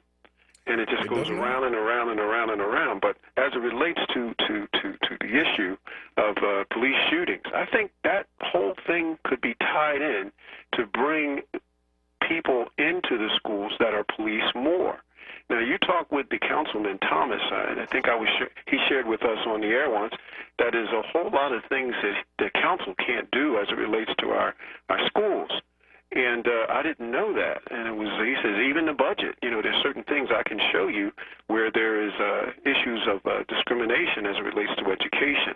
I'm quite sure you're aware of that the schools are really, reading proficiency is down to 0% in most of our inner city schools. I was not aware of that. No, yes, if you go online, it's called nomore0%.com, and you spell the word percent out, you will see that they're down terribly, and that draws the issue. If you don't educate, you don't get respect from the police. So we need to tie the police more into the schools, but I think that's got to come through council. But why isn't council given more power over the schools? Now, if you can talk to Brother Thomas, Isaiah Thomas. He's the one who was on the program who made the statement. I asked him a few questions. He said, believe it or not, we don't have a whole lot of power over what the schools are going to do. No, in a city like Philadelphia that has a strong mayor form of government, the council has very little power over any of the departments. That's horrible. That are functioning, yeah. That's really horrible. So all I'm saying to you is I really believe that that could help. And if I say nothing else the rest of my life, I do know that inner city kids get through these schools. Some of them graduate with diplomas as receipts for educational services never truly rendered. This does not help them once they get outside those walls. And if they have mothers and fathers, that'll help. But some of the parents can't read either. So this is a spinoff from kids that, if you're a reader, you can't understand a person that can't read. But if you're in the barbershop, you see what I'm saying? You're recognizing certain things, and people will share with you, because a lot of people are ashamed to say. But they do share with you. And I appreciate you, Nick, because you have that kind of spirit that can help people by not insulting, not trying to take it too far or to the left or to the right, but to try to come down the middle, because positive energy is forever a negative energy deterrent. If I learn nothing else in my life, I learn that as I deal with people on a daily basis, because I, like you, love people. You do. Hey, Woody, I got to tell you, I mean, and it's infectious. You can tell. There's something, I mean, I met you more than 20 years ago. And Don't remind me. It's been almost 30 years ago. Yeah, man, but you have an infectious love for people and an optimism that says, as bad as it looks now, if we work together, we can make it better. I buy into that with you, my friend. I'll also tell you, Nick, that if people would understand the value of being a human being first, I understand we're going through all these changes with black and white, but in reality, there's only one race called human with many cultures and ethnicities, and there's only one color called melanin with many shades. We cannot divide the human race. The humans divide it. See, to be a racist, you'd have to have more than one race, but you can be a dividus, regardless what culture you come from. Well, I got a 7 o'clock division that tells me I'm Go going to do take your a thing, pause. man. But it's always a pleasure, my friend. Yes, sir. Take care. Hey, we'll take this quick break. Thank you, Woody, more than anything for that positive spirit. It's 7 o'clock in the city of Philadelphia. I'm extending into the 8 o'clock hour, so stay with me, folks. I'll be right back after these words. This year has been unprecedented. From the COVID pandemic to nationwide protests addressing systemic racism and calling for criminal justice reform. For weeks, we've been reminding you to make your voice heard in this election, and now is the time to act. Voting is how we empower our communities, and this election day, we can make things happen for us instead of letting things happen to us. So use your power and make your plan to vote today. If you signed up to vote by mail, don't wait. Complete your ballot, put it in the small envelope and seal it. Then put it in a larger envelope and seal that too. Sign and date it. Then drop off your ballot at your county election office today. If you have not signed up to vote by mail, go to the polls on Tuesday, November 3rd. Make sure to confirm your polling location, and don't forget to wear a mask. Polling places are open from 7 a.m. to 8 p.m. on Election Day. To find your county election office or polling location, visit votespa.com. Take your power to the polls and vote. Paid for by Power Interfaith. If you're thinking of voting by mail this election, remember that it's safe, it's secure, and it counts. But there are a few things to keep in mind. While the application deadline is October 27th, you should apply now and send your ballot back as early as possible, before November 3rd. When it comes to sending it back, you can drop it in the mail, use a designated drop box, or return it to a satellite election office. To find one or for more information, visit PhiladelphiaVotes.com. Hello, Philadelphia. This is Ryan Boyer, the business manager of Labor's District Council of Philadelphia and vicinity, and I'm urging you, your family, your friends, your neighbors, and anyone you know that's registered to vote in the Commonwealth of Pennsylvania to vote on November the 3rd. Voting is vital and essential to our survival. Everything is on the ballot. How do we handle coronavirus, virtual learning, education, roads, bridges, jobs? Everything is on the ballot. We must vote November the 3rd. And always remember, the more you vote, the more you get. Please vote on November the 3rd. Don't forget to tune into Labor's Live every Friday from 4 to 5 p.m. on WURD, WURD. Joe Biden insulted millions of black Americans. If you have a problem figuring out whether you're for me or Trump and you ain't black, Worse, Biden wrote the mass incarceration laws that destroyed a generation of black families. Listen to Biden's racist rhetoric. We have no choice but to take them out of society. Away from my mother, your husband, our families. Lock the SOBs up. Biden's policies were so harmful that Senator Cory Booker called him an architect of mass incarceration. Millions of black lives devastated by Biden's policies. Take a look at my record, man. We did, and we've had enough. Joe Biden spent years hurting the black community. He insulted us, jailed us. We must not elect him president. I'm Donald Trump, candidate for president, and I approve this message. Paid for by Donald J. Trump for President, Inc. Lifting every voice till earth and heaven ring. This is WURD Radio, 96.1 FM and 900 AM WURD Philadelphia. Black Talk Media. WURD TV. We're streaming live video of this conversation right now. Tune in on YouTube at onWURD or on Facebook at ForWord. WURD TV. Black Talk Media. You're listening to Evening Words, hosted by Nick Taliaferro, exclusively on WURD Radio, 96.1 FM and 900 AM WURD. Yes, ladies and gentlemen, they let me ride with Kayla J now. Normally around this time, this radio station gets a lot prettier because Sincerely Sarita comes along, but she was doing some yeoman's work going to the community meeting that was held over at the Church of Christian Compassion in Southwest Philadelphia. I'm holding it down until she can get back and get settled in place. And so it's only half pretty now because Kayla J's in the studio. And the half that's missing is because Sincerely Sarita's not here with you. You just get to ride along with me. We're going to talk a little bit about some of these ballot questions as we go further, but I've got a couple of folks on the line, and line's still open at 215-634-8065. We are hoping that we will maintain a level of peace and tranquility in the city, even as we mourn the loss of Mr. William Wallace. I was looking at a letter from Power, the organization, people organized to witness, empower, and every time I get to that last R, I have a hard time with it, and Eric has to help me.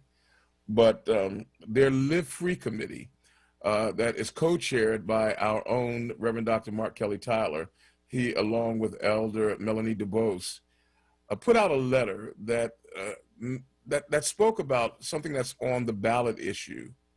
But in doing that, they also demanded that first, that all videos of the killing of Mr. Walter Wallace Jr.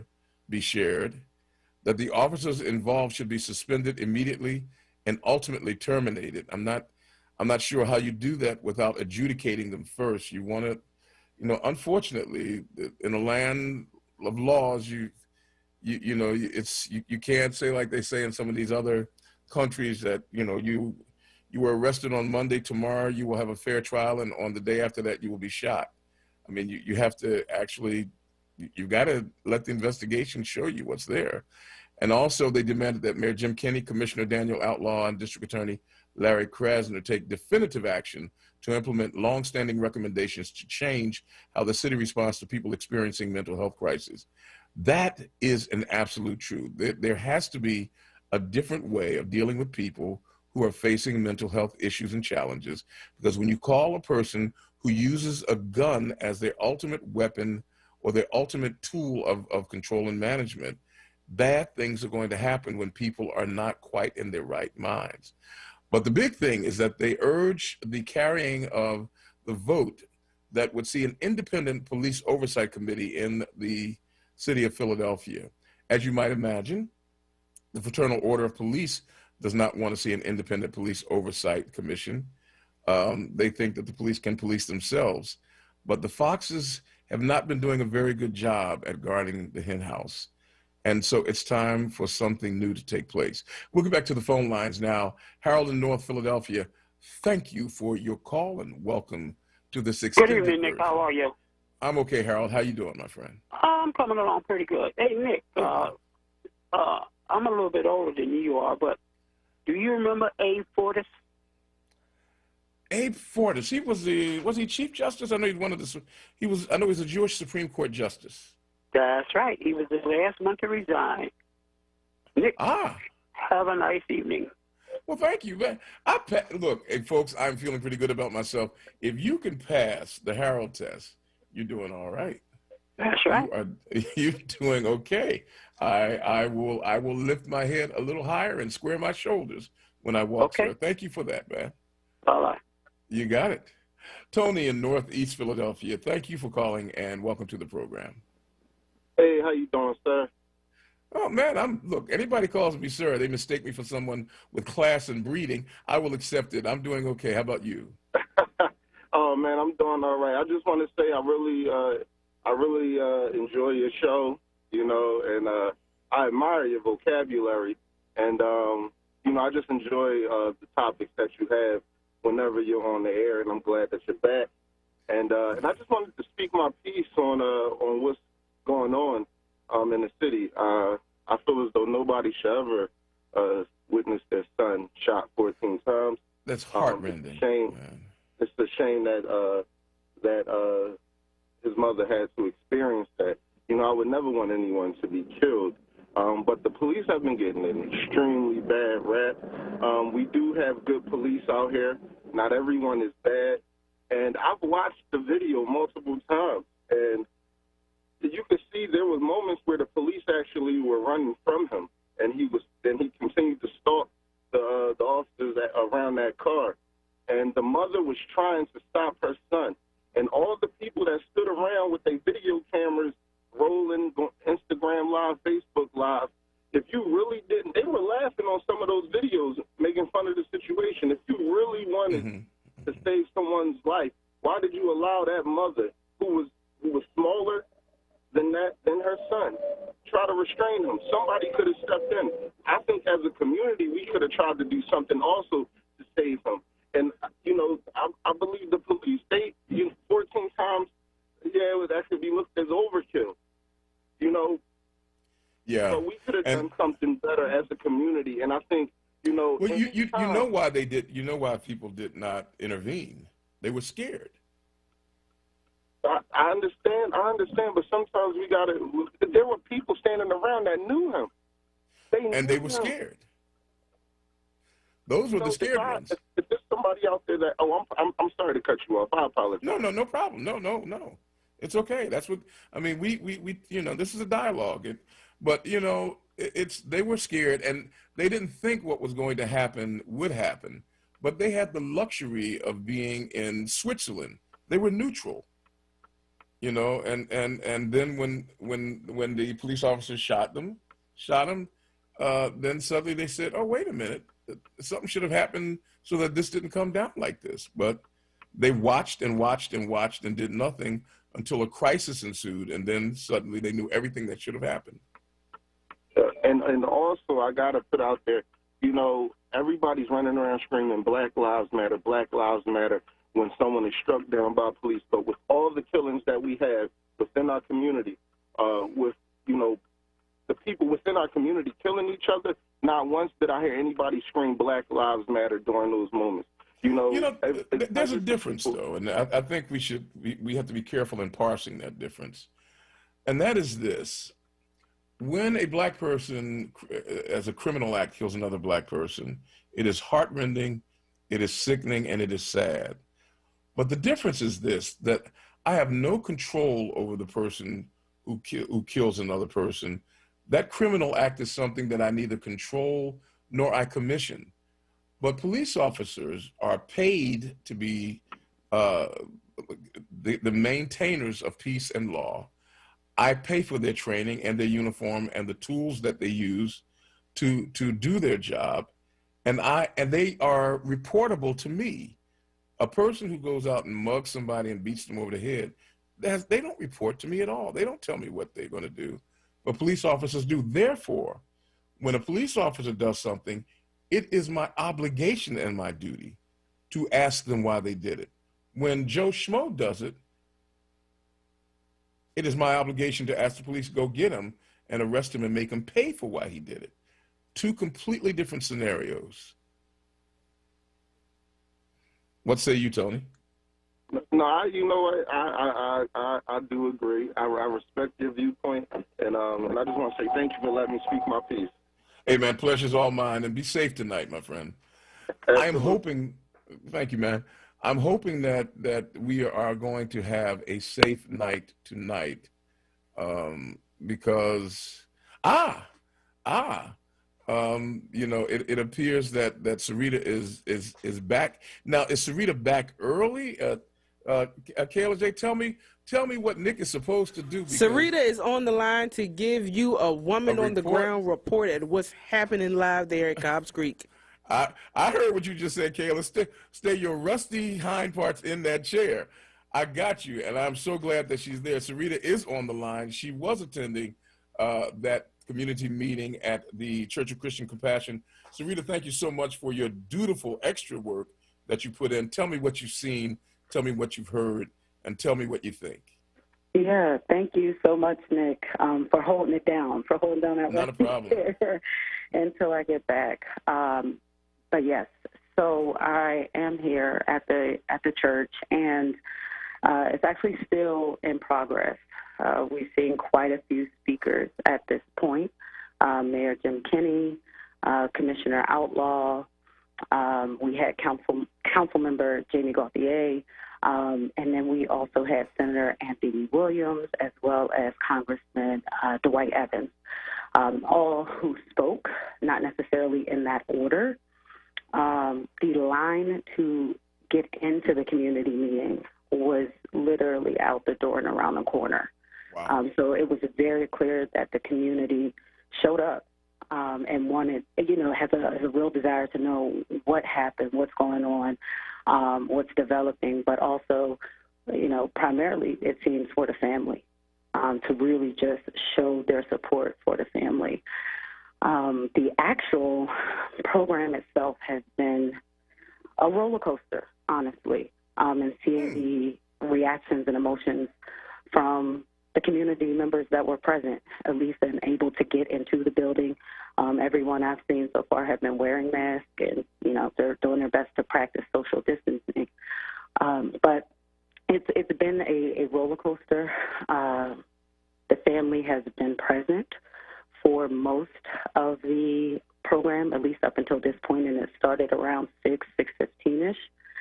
But there was a point where they did have to leave the sanctuary, just out of pure emotion and reaction to footage that was shown prior to Senator Anthony Williams speaking. There was a video that played, and that video showed a white man who was wielding a knife, advancing towards law enforcement, just very much similar to what happened in Walter's case.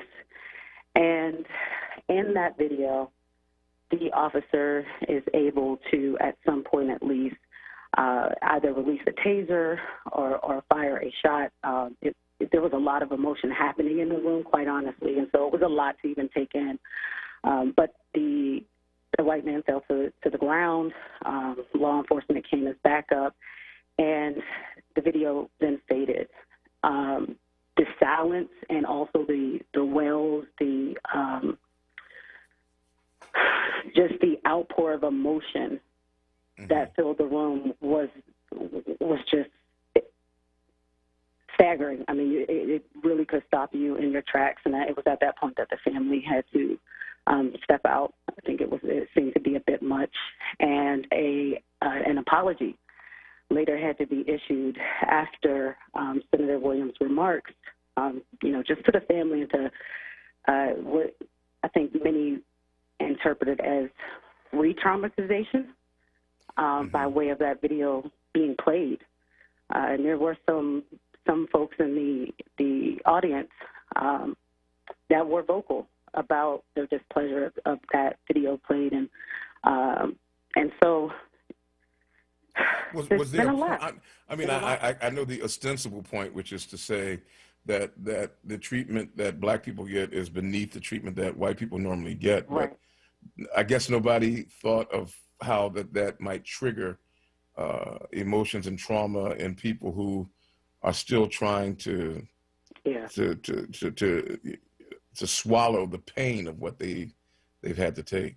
Yeah, it was a lot, Nick. And Council Member Gauthier, she was next up, and I mean, really just delivered a very powerful speech in the audience. And I say that just judging by the audiences, those present, their reaction to it, just a lot of vocal agreement and just appreciation for the message that she delivered. And, that kind of took things up a bit, I think brought some balance back for some folks to stay present in the moment, because there was a lot to process. But it's still going on, and I'll continue to call in throughout the 7 p.m. hour. Well, for those of you who are accustomed to this time having the sweet and dulcet tones of one sincerely Sarita, you hear it now, but she is doing yeoman's work by going to this public meeting that took place, started at about 6 o'clock, she said about 6:15, at the Church of Christian Compassion in Southwest Philadelphia. And this meeting was held in response to the killing of William Wallace Jr., the 27-year-old man killed by 2 police officers yesterday in West Philadelphia. And she just shared with you that there were some moments there that were very difficult to take, and she's staying on site to just keep an eye on things. Let me ask you, before you go back, Sarita, did any of the elected politicians, any of the elected officers, say anything that was different from what you would normally expect to hear? That we're going to do better, we're going to find justice, blah, blah, blah, I'll say this, with Councilmember Gauthier, what I really appreciated about her remarks was how specific she was with steps that need to happen. I think she said at one point, if they find that, and I'm paraphrasing here, but if they find in this case that for whatever reason this was justified as a result of protocols, then that means we need to change the protocols, right? That means we need to look at the protocols. And so I feel like she did a really good job of kind of laying out tactical or tactful steps towards solutions that we can at least try to gain from here. And so for that, I have to say, I appreciated that it wasn't just that same song and dance, so to speak, but that there was some real meat and potatoes to what she saw as a way to forge forward and make sure that all steps that can be taken are taken to prevent something like this from happening.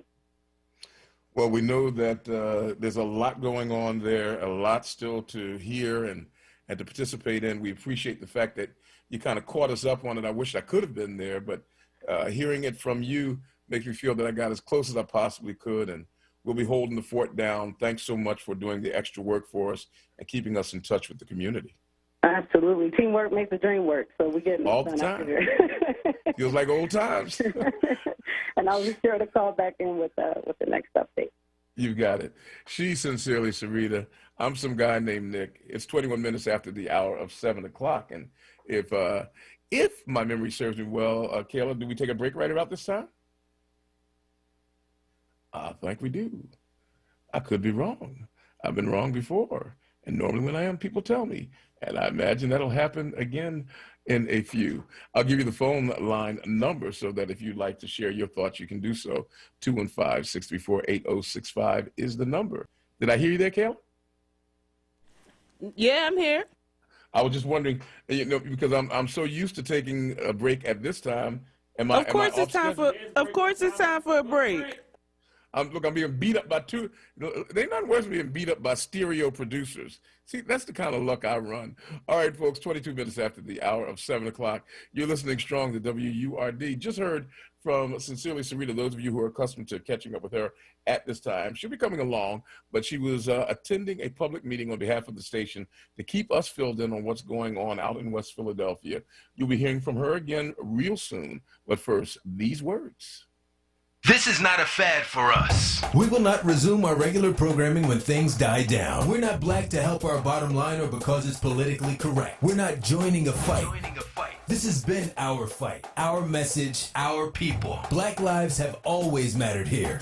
We are undeniably, indefatigably, unapologetically, permanently Black Talk Media. WURD.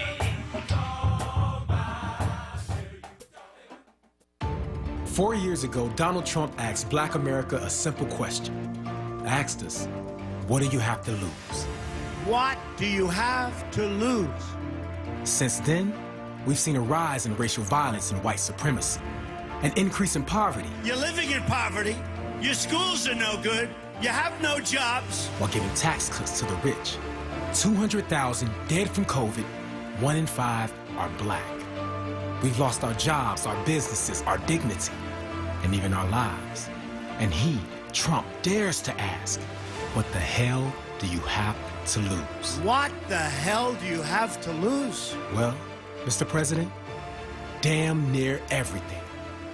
After 4 years of Trump, ask yourself, Black America, are you better off? Vote for change. I'm Joe Biden, candidate for president, and I approve this message. Paid for by Biden for president. Let me be as honest and clear as I possibly can. Donald Trump is the wrong president for our country. He has had more than enough time to prove that he can do the job, but he is clearly in over his head. America needs a president who can handle the job. America needs Joe Biden. Make a plan to vote. Our lives depend on it. Paid for by AFSCME People, which is responsible for the content of this ad. AFSCMEPeople.org. Not authorized by any candidate or candidates committee. Pico has many ways to help you lower your energy usage and save money at home. Here's one. If your heating and cooling system is more than 20 years old, it may be time for your contractor to replace it with a high-efficiency Energy Star certified model. You'll get a rebate from Pico and save on your monthly electric bill. You'll find a list of new heating and cooling system rebates at pico.com/rebates. Or you can call 1-888-5-PICO-SAVE for all the details. Plus, find instant discounts on smart thermostats and more at pico.com/marketplace. There's free shipping on orders over $49. Hello, my name is Hassan Bennett. I did 13 years in prison for a crime I didn't commit. Over-policing in our community has led to over 100 casualties like mine. It's time we, the people, take control of our future. And we do this on November 3rd by voting to make communities safer and the system fairer. Paid for by Black Vote PA, which is responsible for the content of this advertising. Not authorized by any candidate or candidates committee. www.theelectionisnow.com. Remember when Trump defended neo-Nazis? You also had people that were very fine people on both sides. Or downplayed the coronavirus? It's going to disappear one day. It's like a miracle. It's time to fire politicians who failed us and elect leaders who will fight systemic racism, have a plan to beat the coronavirus, and will address bias in our healthcare system. This election, remember whose side Trump is on, not yours. Request a ballot now. Make a plan to vote. Our lives depend on it. Paid for by the NAACP. You're listening to Evening Words, hosted by Nick Taliaferro, exclusively on WURD Radio, 96.1 FM and 900 AM WURD. A little bit of an extended version of Evening Words. Sincerely, Sarita is over at the community meeting that's being held at the Church of Christian Compassion in Southwest Philadelphia. I think that's right along 61st Street. And man, I can't remember the exact name of the street. I know how to get to the church, just can't remember where I'm getting to when I get there. But she's in attendance there, keeping an eye on things on behalf of the station, which means she's doing it on behalf of you. And she's keeping us informed on what that meeting is like. She told us that several of the elected officials were there, those that you would anticipate being there. Isaiah Thomas called in and told us that he was going to go. I'm not surprised at all to hear that Congressman Evans was there. This is his area.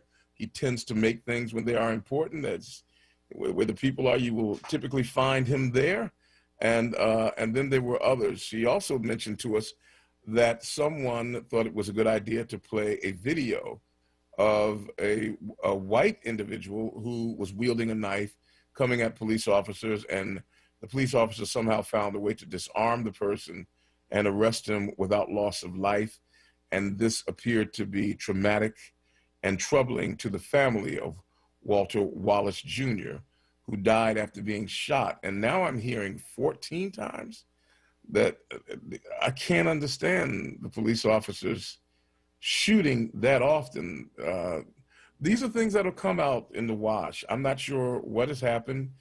I've seen a video, but it didn't tell me enough. But we're going to find out what happened, and those who are charged with bringing justice to us, we're going to hold them accountable for it. That's all that we can do right now for Mr. Wallace. But what we can do is make changes for future individuals who may be running into encounters with the police officers. We'll get back to our phone lines, and then I will talk to you about two concerns. One, about some of the ballot questions that are coming up. Many of us don't know about these ballot questions. I'll bring them to your attention if you don't know. And then I want to talk about something that we need to be more serious about, and that is COVID-19, folks. It did not go away. Do not act like you think that Donald Trump is telling you the truth when he says, one day it's just going to vanish. He doesn't know what he's talking about. Howard, thank you for calling us, and we welcome you to our extended program. Thanks for taking my call, Nick, and Sure welcome back. Welcome back formally. I never got a chance to say that to you, you know. Thank you, sir. Yes, indeed. Great show as usual, you know. But one thing I want to put out there, because a lady had called and mentioned about the murder rate, you know, with cops on citizens. And yes, it is true that according to a Census Bureau report, shows from 2017 to 2020, 450 some odd white cats were killed by police, which is ridiculous. For Black Americans from 2017 to 2020, the number was about 230 or 240 Black folks. So yes, that is more whites. But here's what you got to look at: there's 160 million more white folks in the country than there is the Black folks. You understand what I'm saying? I don't think anybody would be surprised at the racial is off the chain. So no, that racial is higher for cops killing Blacks than it is whites when you look at the population. Big time. I need to clear that. Look that up on your census. And there's nothing to look up. There's nothing to clear up. Okay, all right. Okay, I just want to make just because it's more doesn't mean that somehow they're treating us better. No. What I asked was, I asked the question, what do you think? Because people are saying, this never happens to white people. And I said, yes, it does. Because the real issue here, see, the real issue is improper use of force under color of law. And I agree 100%. And I agree 100%. I ain't gonna hold you that long because what I was gonna say next, and then I'm gonna let you go ahead and kick it. You know. Okay. But what I was gonna say, because you're exactly right. That's why I said it was 450 some whites killed by police, which is ridiculous.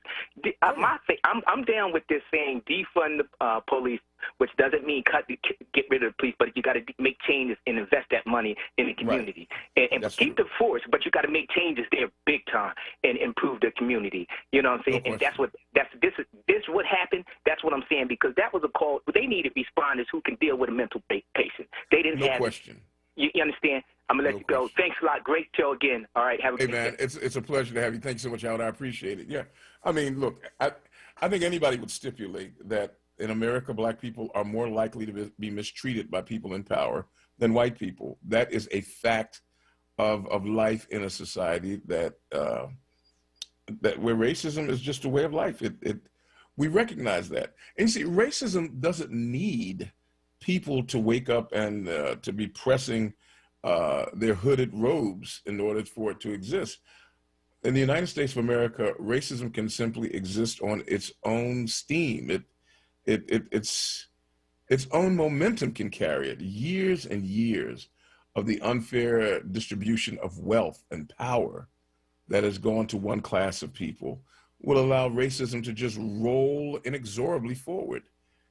And so when you say that America, and this is where I think a lot of our Republican friends, and I have friends who are Republicans, yes, I have friends who are Republican, who will tell you, I don't know how you can say that. I'm not racist. So I didn't call you racist. I said that what you did is reflective of racism. I'm not sexist, but there are times when I do things that are reflective of sexism, and that can happen, you know? There are times I do things that are reflective of Catholicism. I'm not Catholic. All right, folks, let's go back down to the Church of Christian Compassion, where our host on the scene will give us another update to the community meeting that's been taking place there since 6 o'clock. Sarita, how's it going down at the church at the public meeting? Hey, Nick. So going back in by the point where we got off, right, is the community floor was open for folks to, share a bit about what they're feeling, their thoughts, their questions. There were some elected officials who were present. It seems to field some of those questions, and it got pretty tense. Oh, my. Very emotionally charged. But there was a gentleman in particular who was vocal about what he thought was happening, and he's joining me now, and I do appreciate it. His name is Enoch. Enoch, what brought you out here today? Oh, well, yeah. So I've recently seen the event take place where the young guy got murdered by the police department. And I think it's almost first nature now to just look at what type of cop is doing shooting. It's almost like the pattern is coming from the Caucasian community that's on the force. And I listened to you mention racism. I just think, and I'm a previous ex-con, came from penitentiary prisons and things of that sort, that nature, the system. I believe that it's a little different from racism. I just think some races are content with segregation. And the whites that's in our community, they're segregated. They don't understand us. They don't communicate with us. They don't know our language. And almost every black person I know got some type of person in their family with a mental disorder. And a lot of those black officers probably do also. So one of our friends could have an episode and be waving a knife around. And we wouldn't overthink it. We would say, okay, he's tripping or whatever. And we'd take the time to try to calm him down. And for some of us, and I have a brother that's mental, that is schizophrenic. And it's times my mother got hit in the eye with a VCR because he flipped out. And I couldn't beat the shit out my brother. Excuse my language, I'm sorry. I couldn't beat my brother up. I had to physically overpower him and just tire him out and understand it. I don't believe it should be no type of separate department that knows to do that. It should be first nature for any officer to say, okay, we have to find alternative method to not hurt this person. Something in that segregated mindset is saying, I'm okay with killing him. I'm okay with shooting him. So for you, it sounds like the concern is around training. I feel like it's the training and just the reality that all cultures shouldn't be mixing with all cultures. So embracing this, and for those who are tuning in, appreciate you all for joining us, Nick, for holding it down as we're here on site at this emergency community meeting for Cobbs Creek. What was it in the meeting that you saw that it seemed like really triggered you? When that woman was speaking from her experiences growing up in this neighborhood, and it's almost like they were taken by her, she cursed, and they was taken by her aggression or her passion and almost tried to shut her up. And I ain't like that. I felt like you can't shut up the people that's actually physically going through the experience. The people that's out here every day, the people that walk to the corner store on a regular basis. These politicians, whether they're Republican or Democrat, do not live with us. They're not amongst us. They probably don't understand the language of, they call it ebonics, but that's just our language of communication. They probably wouldn't even be able to hold a full conversation with us, but yet dictate our emotions. They try to shut people up as if they're not supposed to be passionately hurt. And at the end of the day, like I said, I have a brother. That could have been my brother. I physically tried to restrain my brother multiple times, and that could have been my brother. And for everybody to just unload their weapons, even if he had a knife, I don't care if he had a machete, why everybody shooting? It takes more than one gun, man. And I just think they're in here trying to sugarcoat the situation. I feel like they got to be there for the sake of the community being destroyed, for the sake of these officers having to work into overtime and defend the community. And they feel like they owe a service to be here to defuse But I'm not bought by their response to it. It's all talking in circles. The DA throwing hoops out there saying, oh, it could take 10 to 13 weeks. That people that don't understand the law, language, that means it's going to die down. Emotion's going to die down before y'all even come to an indictment. And if there is one, and indictments only mean that they're able to go to trial. And the trial could take up to 2 years. So it probably be a whole nother treatment for them.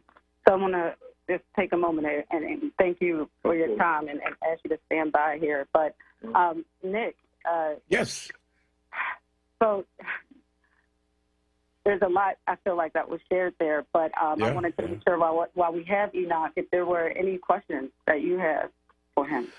You know, and listening to him where he talked about that he has a brother, I can see that he immediately saw himself in the place of that family, and he recognizes that, you know, that you're in a situation where sometimes you need help, but the help that you get isn't help, it's hurting. And so now you've got two dilemmas, a situation where you need help controlling a family member lovingly, but you need help controlling the people that you thought were going to help you. I mean, that kind of frustration can drive you out of your mind. And yet you're here. Right. And just to see, because you remember on that video, the brother was like, and I don't know what's his relationship to the guy, but he asked the officer, no, let me just get him. And you just told him to move out the way. He literally said move. And then they both unload their firearm. Now, I do believe that impulse is impulse, right? From a police officer standpoint, right? I get that. But I just don't see why it's such a pattern of opposite races doing it. It just seems like I went to, remember when George Floyd's situation happened and everybody blew up and all the cities pretty much collectively protested. I went down Center Street and I took a video, and I remember seeing one side all black cops and then on the other side all white cops. It's like, and I don't want to turn it into a race thing because I'm not racist at all. If you understand the word racist, I couldn't be racist. I could be prejudiced because I'm not the dominant race. But I just think to keep throwing race out there is not, I feel like it's giving people a comfortable spot and saying, I don't deal with this, I don't deal with that. I think the problem is it's not coached into the training to care about each other. Y'all on this team because y'all from this community. The service is not for you to criminalize everybody you see. The service is to care about the people you're helping. And that's what you sign up for. I care about my people, the people of this country, of this, however you want to see it, on whatever scale. But you care about the people. And to see a black man hurt, it's just like seeing a white man hurt. It's just all wrong. It's all shame. It's all sin, you know? And I don't see that compassion. And I've been treated. I done had leash put around my neck from Boston cops. It's a lot they do. Contract police officers from different areas that's not even from here. And they probably, because it's a lacking policing ability, you know, the numbers and being able to hire police officers probably is scarce and hard. But. Can I ask Enoch another question? Is that possible? Sure. Yeah. There were some activities going on in the community where people were breaking windows and so forth. Do you know if folks some of the people doing that were outside agitators, or were these members of the community who in their rage and in their anger just exploded in acts of violence to properties because they just didn't know what else to do? But what can you share about that if you know anything at all about it? I believe it's a collective amount of different people, right, coming together. I believe it's becoming a norm. I feel like that's becoming a normal response because there's no real punishment that can directly attack you, that can hurt you. Unless you're court, one of the few that's court. I believe it's fun for some. I believe for some we are still in a majority poverty area. So some people probably are tired of not having certain clothes or certain, items that the neighbor has. And then I believe there are agitators, because I've seen two people, and I remember on 52nd Street I told myself I'm done protesting this time. I feel like I'm scared that a lot of people want to see it as they only going to understand a language that they know. And it seems like their language is violent. So I feel like even destroying, I feel like a lot of people probably over destroying property also. Some have done it, but it's not as bad as last incident, George Floyd. But I believe that there are agitators, and I remember asking this, they seem particularly Caucasian, but I don't want to gear like I'm racist or don't like white. I have no issue. My ex of 2 years was actually Caucasian, so I don't have no problem with people individually. But it's those different cultures that have power. It's different. And I asked the woman, I said, well, when did you move around 52nd Street? Not from around here. Oh, you don't see that it's well, I'm like, oh, y'all coming down here. And that's not how we usually communicate. Last night, it seemed like more physical versus physical with the police. It seemed like physical combat. Yeah, it seemed so, because it was in the residence, it just seemed like they wanted to hurt police officers.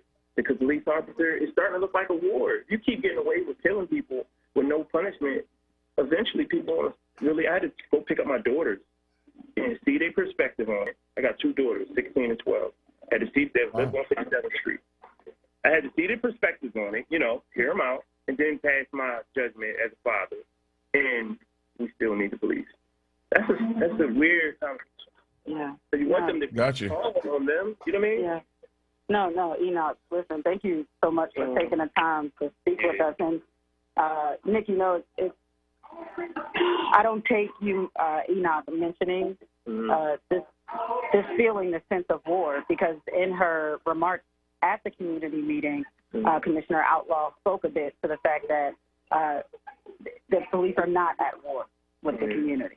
That was something that she worked in, that she added to her remarks, which she said were unscripted. She was speaking straight from the heart. And so, I just want to thank you for taking this time to talk to us, to share, and definitely in this moment, sending love and light and energy to you as we navigate this forward. So thank you. Yeah. Nick, I know we're past break. Well, look, we'll take a break. Mark Kelly Tyler is out on 52nd Street where they're engaged in a march even as we speak. And so we'll see if we can catch him on the way back. And whatever else you find there, we're right here to bring it to the people. All right. Thank you, Nick.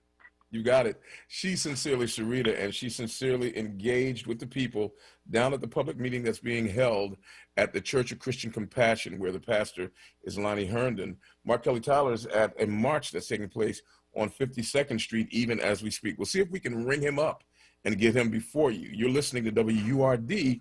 It's a tag team right now with Sincerely Sarita and Nick Taliaferro, and maybe even Mark Kelly Tyler. We'll see after this break. We'll be right back. Monday through Thursday, keep it locked to WURD Radio. At 6 a.m., start your day with the Power Hour, hosted by Bishop Dwayne Royster and Reverend Mark Kelly Tyler. At 7, it's Wake Up with WURD with Solomon Jones. At 10 a.m., it's Reality Check with Charles Ellison. Then at 1 p.m., it's The Source, hosted by Andrea Lawful Sanders on Mondays, Tuesdays, and Thursdays, and the Black Women's Leadership Council on Wednesdays. At 4 p.m., it's Evening Words with Nick Taliaferro. Then at 7, it's Save Space with Sincerely Sarita. At 9 p.m., round up your day with Keeping It Real with the Reverend Al Sharpton. Keep your dial locked to WURD Radio, 96.1 FM and 900 AM WURD. Streaming live on WURDradio.com and the WURD Radio app. Or watch live on WURD TV via Facebook and YouTube. WURD Radio. Independent Black Media. The WURD Radio newsletter, keeping you informed, engaged, and connected. Sign up by visiting WURDradio.com. Scroll to the bottom of the page and type your email address under Connect with Us. You'll receive the latest information on WURD Radio, messages from our president and CEO, Sarah Lomax Reese, exclusive articles and multimedia content, and resources. Stay informed with the WURD Radio newsletter. 4 years ago, Donald Trump asked Black America a simple question. Asked us, what do you have to lose? What do you have to lose? Since then, we've seen a rise in racial violence and white supremacy. an increase in poverty. You're living in poverty. Your schools are no good. You have no jobs. While giving tax cuts to the rich. 200,000 dead from COVID, 1 in 5 are black. We've lost our jobs, our businesses, our dignity, and even our lives. And he, Trump, dares to ask, what the hell do you have to lose? What the hell do you have to lose? Well, Mr. President, damn near everything. After 4 years of Trump, ask yourself, Black America, are you better off? Vote for change. I'm Joe Biden, candidate for president, and I approve this message. Paid for by Biden for president. Everyone has a different journey to their vote, but we all take the same steps. If you want to vote, register by October 19th. If you want to vote by mail, apply now and mail your ballot back as early as possible, before November 3rd. Or bring it to a satellite election office. If you want to vote in person, go to your polling location on November 3rd. However you want to vote, we'll help you find the way. Visit PhiladelphiaVotes.com. Listen to Laborers Live. We created the weekend, we created the 40-hour work week. We just want enough to feed our family, be able to send our children to college, and let our next generation do better than we did. To people that might have forgot how important unionism is in a country like the United States. People now infringing on our 8-hour work day, trying to work people more than 8 hours without overtime, trying to work people without benefits. In the long run, everybody's getting a fat paycheck except the worker. So this is really a wake-up call for America. The struggle is continuous. Tune in to Laborers Live every Friday from 4 to 5 p.m. Sponsored by LESIT, the Laborers Employers Cooperation Education Trust of the Laborers District Council of Philadelphia and vicinity. Local 332, Sam Staten Jr. Business Manager. Local 57, Esteban Vera Business Manager. Local 135, Dan Woodall Jr. Business Manager. Local 413, James Harper Jr. Business Manager. The Laborers District Council, Ryan Boyer Business Manager, and Tony Staten, Executive Director of LESIT. Livelihood, the new initiative from WURD Radio, connecting Philadelphians to jobs, entrepreneurship opportunities, small business resources, and financial literacy. Visit WURDworks.com right now and take the next step in your professional journey. Work, work, work, work, work, work. To me, I be work. Livelihood is supported by the Nightland Fest's Local News Transformation Fund, Borealis Philanthropies Racial Equity and Journalism Fund, and the Solutions Journalism Network. WURD Radio presents the following information to help you navigate the up-and-coming election. Still concerned about COVID-19 and voting in person? Pennsylvania has you covered with mail-in ballots. Simply submit a completed ballot by mail. So long as you request that mail-in ballot between now and October 27th, go to votespa.com and apply for your mail-in ballot today. When your ballot arrives, read it carefully and follow the instructions to complete it and return it. You can also track and confirm that your County Board of Elections has received the mail-in ballot by going to votespa.com. For more information on how to vote in Pennsylvania, visit states.aarp.org/Pennsylvania. Vote early. WURD Radio presents the following information to help you navigate the up-and-coming election. Stay informed and vote. For more from Charles Ellison, tune in Monday through Thursday from 10 a.m. to 1 p.m. or visit wordradio.com. You're listening to Evening Words, hosted by Nick Taliaferro, exclusively on WURD Radio, 96.1 FM and 900 AM WURD. Hey, as the boys said in Boys to Men, when we come to the end of the road, seems like we can't let go. It's unnatural. But the end of the road is coming for me at about 8 o'clock. I'll be sliding over to the side. So Sarita's doing some great work down at this community meeting, checking in with people and waving the flag on behalf of WURD. And of course, we wave that flag on behalf of you. So we're trying to do our level best to stay in touch with people as they are doing their best to keep things, we don't want to say cool, because, when a person is dead, it's not time to be cool. There's a need for energy. There's a need for some heat.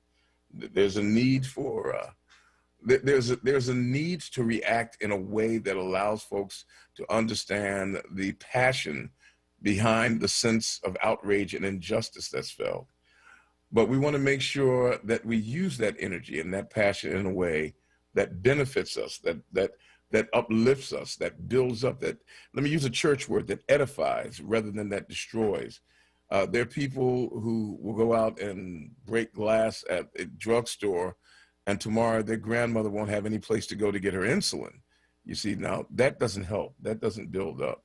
So we want to be smart about, using our passion and our anger. And there's some raw emotions out there. And of course, how else could it be to watch a mother watch her son being killed by police officers, being killed by people who seem to have no sense of the worth of the life of the person. They just see a man with a knife, and just so happens that that man is wrapped in a skin that they might be predisposed to believe is a dangerous wrapping. We don't know enough yet. I'm willing to allow truth to reveal itself. Sometimes truth walks a little more slowly than we want it to, but I'm willing to allow truth to reveal itself, and hopefully, in revealing itself, it will usher into the room its long-lost cousin, justice, and justice will give us an opportunity to feel that even though it doesn't repair everything, it makes the future look a whole lot brighter. To the family of William Wallace Jr., the entire family of WURD goes out to you. Our hearts go out to you. We want you to know that we recognize that you have lost more than any family should, in a way that is far beyond what most of us could imagine. But even in losing what you have lost, you haven't lost everything. The community meeting over at the Church of Christian Compassion shows you that there's still a lot of love left in this community for you, and that your community is willing to walk with you through as many tomorrows as is necessary for you to be able to establish a new normal and to live in a way that'll be an honorable legacy to the young man that you lost. Let's try to heal the way we confront our pains and our brokenness so that these episodes come much fewer and much further between as we go forward.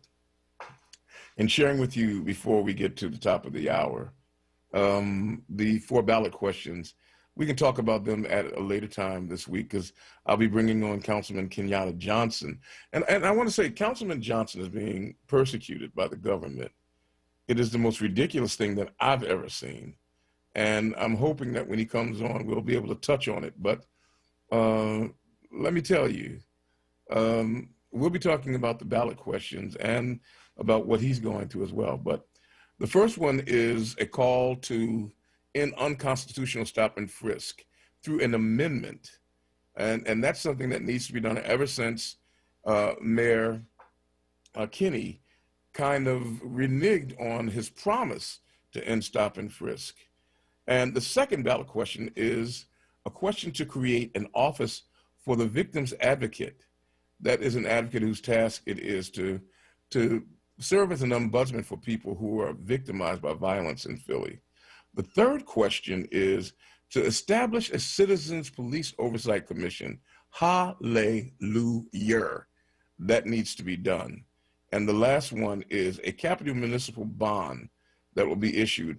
Now, I don't know enough about bonds, but this one says that this will support a measure to issue a $134 million in bonds for capital municipal purposes, including transit, streets and sanitation, municipal buildings, parks, recreation, and museums, economic and community development. Let me tell you why I'm real hesitant about these kind of bonds. When they make them this big with this many different elements, it's too much slush funding going in there. There's too many things. It's like a money grab, and I don't feel comfortable because you really don't know where all this money is going to go. So I'm not sure about that one. I'll ask somebody else and get that back to you before the election so that you'll know what needs to be done with these ballot questions. But I will tell you this, I'm pretty clear on number 1, call on the police department to eliminate the practice of unconstitutional stop and frisk consistent with the judicial precedent. Now, I remember the former police commissioner, Richard Ross, said, look, people don't really understand what they're talking about when they talk about stop and frisk. You know, there's no such thing as stop and frisk. You know, you have police detainment and the Terry clause that tells you, Terry versus State of Ohio, that tells you what they can do and what they can't. But there's really no such thing as stop and frisk. So he advised caution, but I'm willing to go ahead and go with the caution of voting this thing in. And number 3, I'm real clear on. Number 2 and number 4, I've got to get some refinement on. And Councilman Kenyatta Johnson will be helping me to understand better what's going on with number 2, the Victim's Advocate Office and what it means and who it reports to, because I'm a little, you know, I've worked in city government, and there's a whole lot of offices, and I would watch a whole lot of people playing a whole lot of solitaire on a whole lot of computers, and I used to wonder a whole lot what they were doing in those offices. Somebody got the bright idea to push an amendment through to create the office, and then some other people got jobs, and they sat back and said, that's just the way I'm seeing it. All right, folks, it's 2 minutes away from the hour of 8 o'clock. Had a good time spending this extra hour with you. And now I'll be turning it over into the capable hands of people who know how to handle this hour of the evening. I want to thank you so much for spending time with me on Evening Words. And of course, I'll be coming back tomorrow to do it one more time with the greatest listeners and talkers ever to be found anywhere listening to talk radio. As always, have a great day today, a better one tomorrow, and I'll see you again on the radio.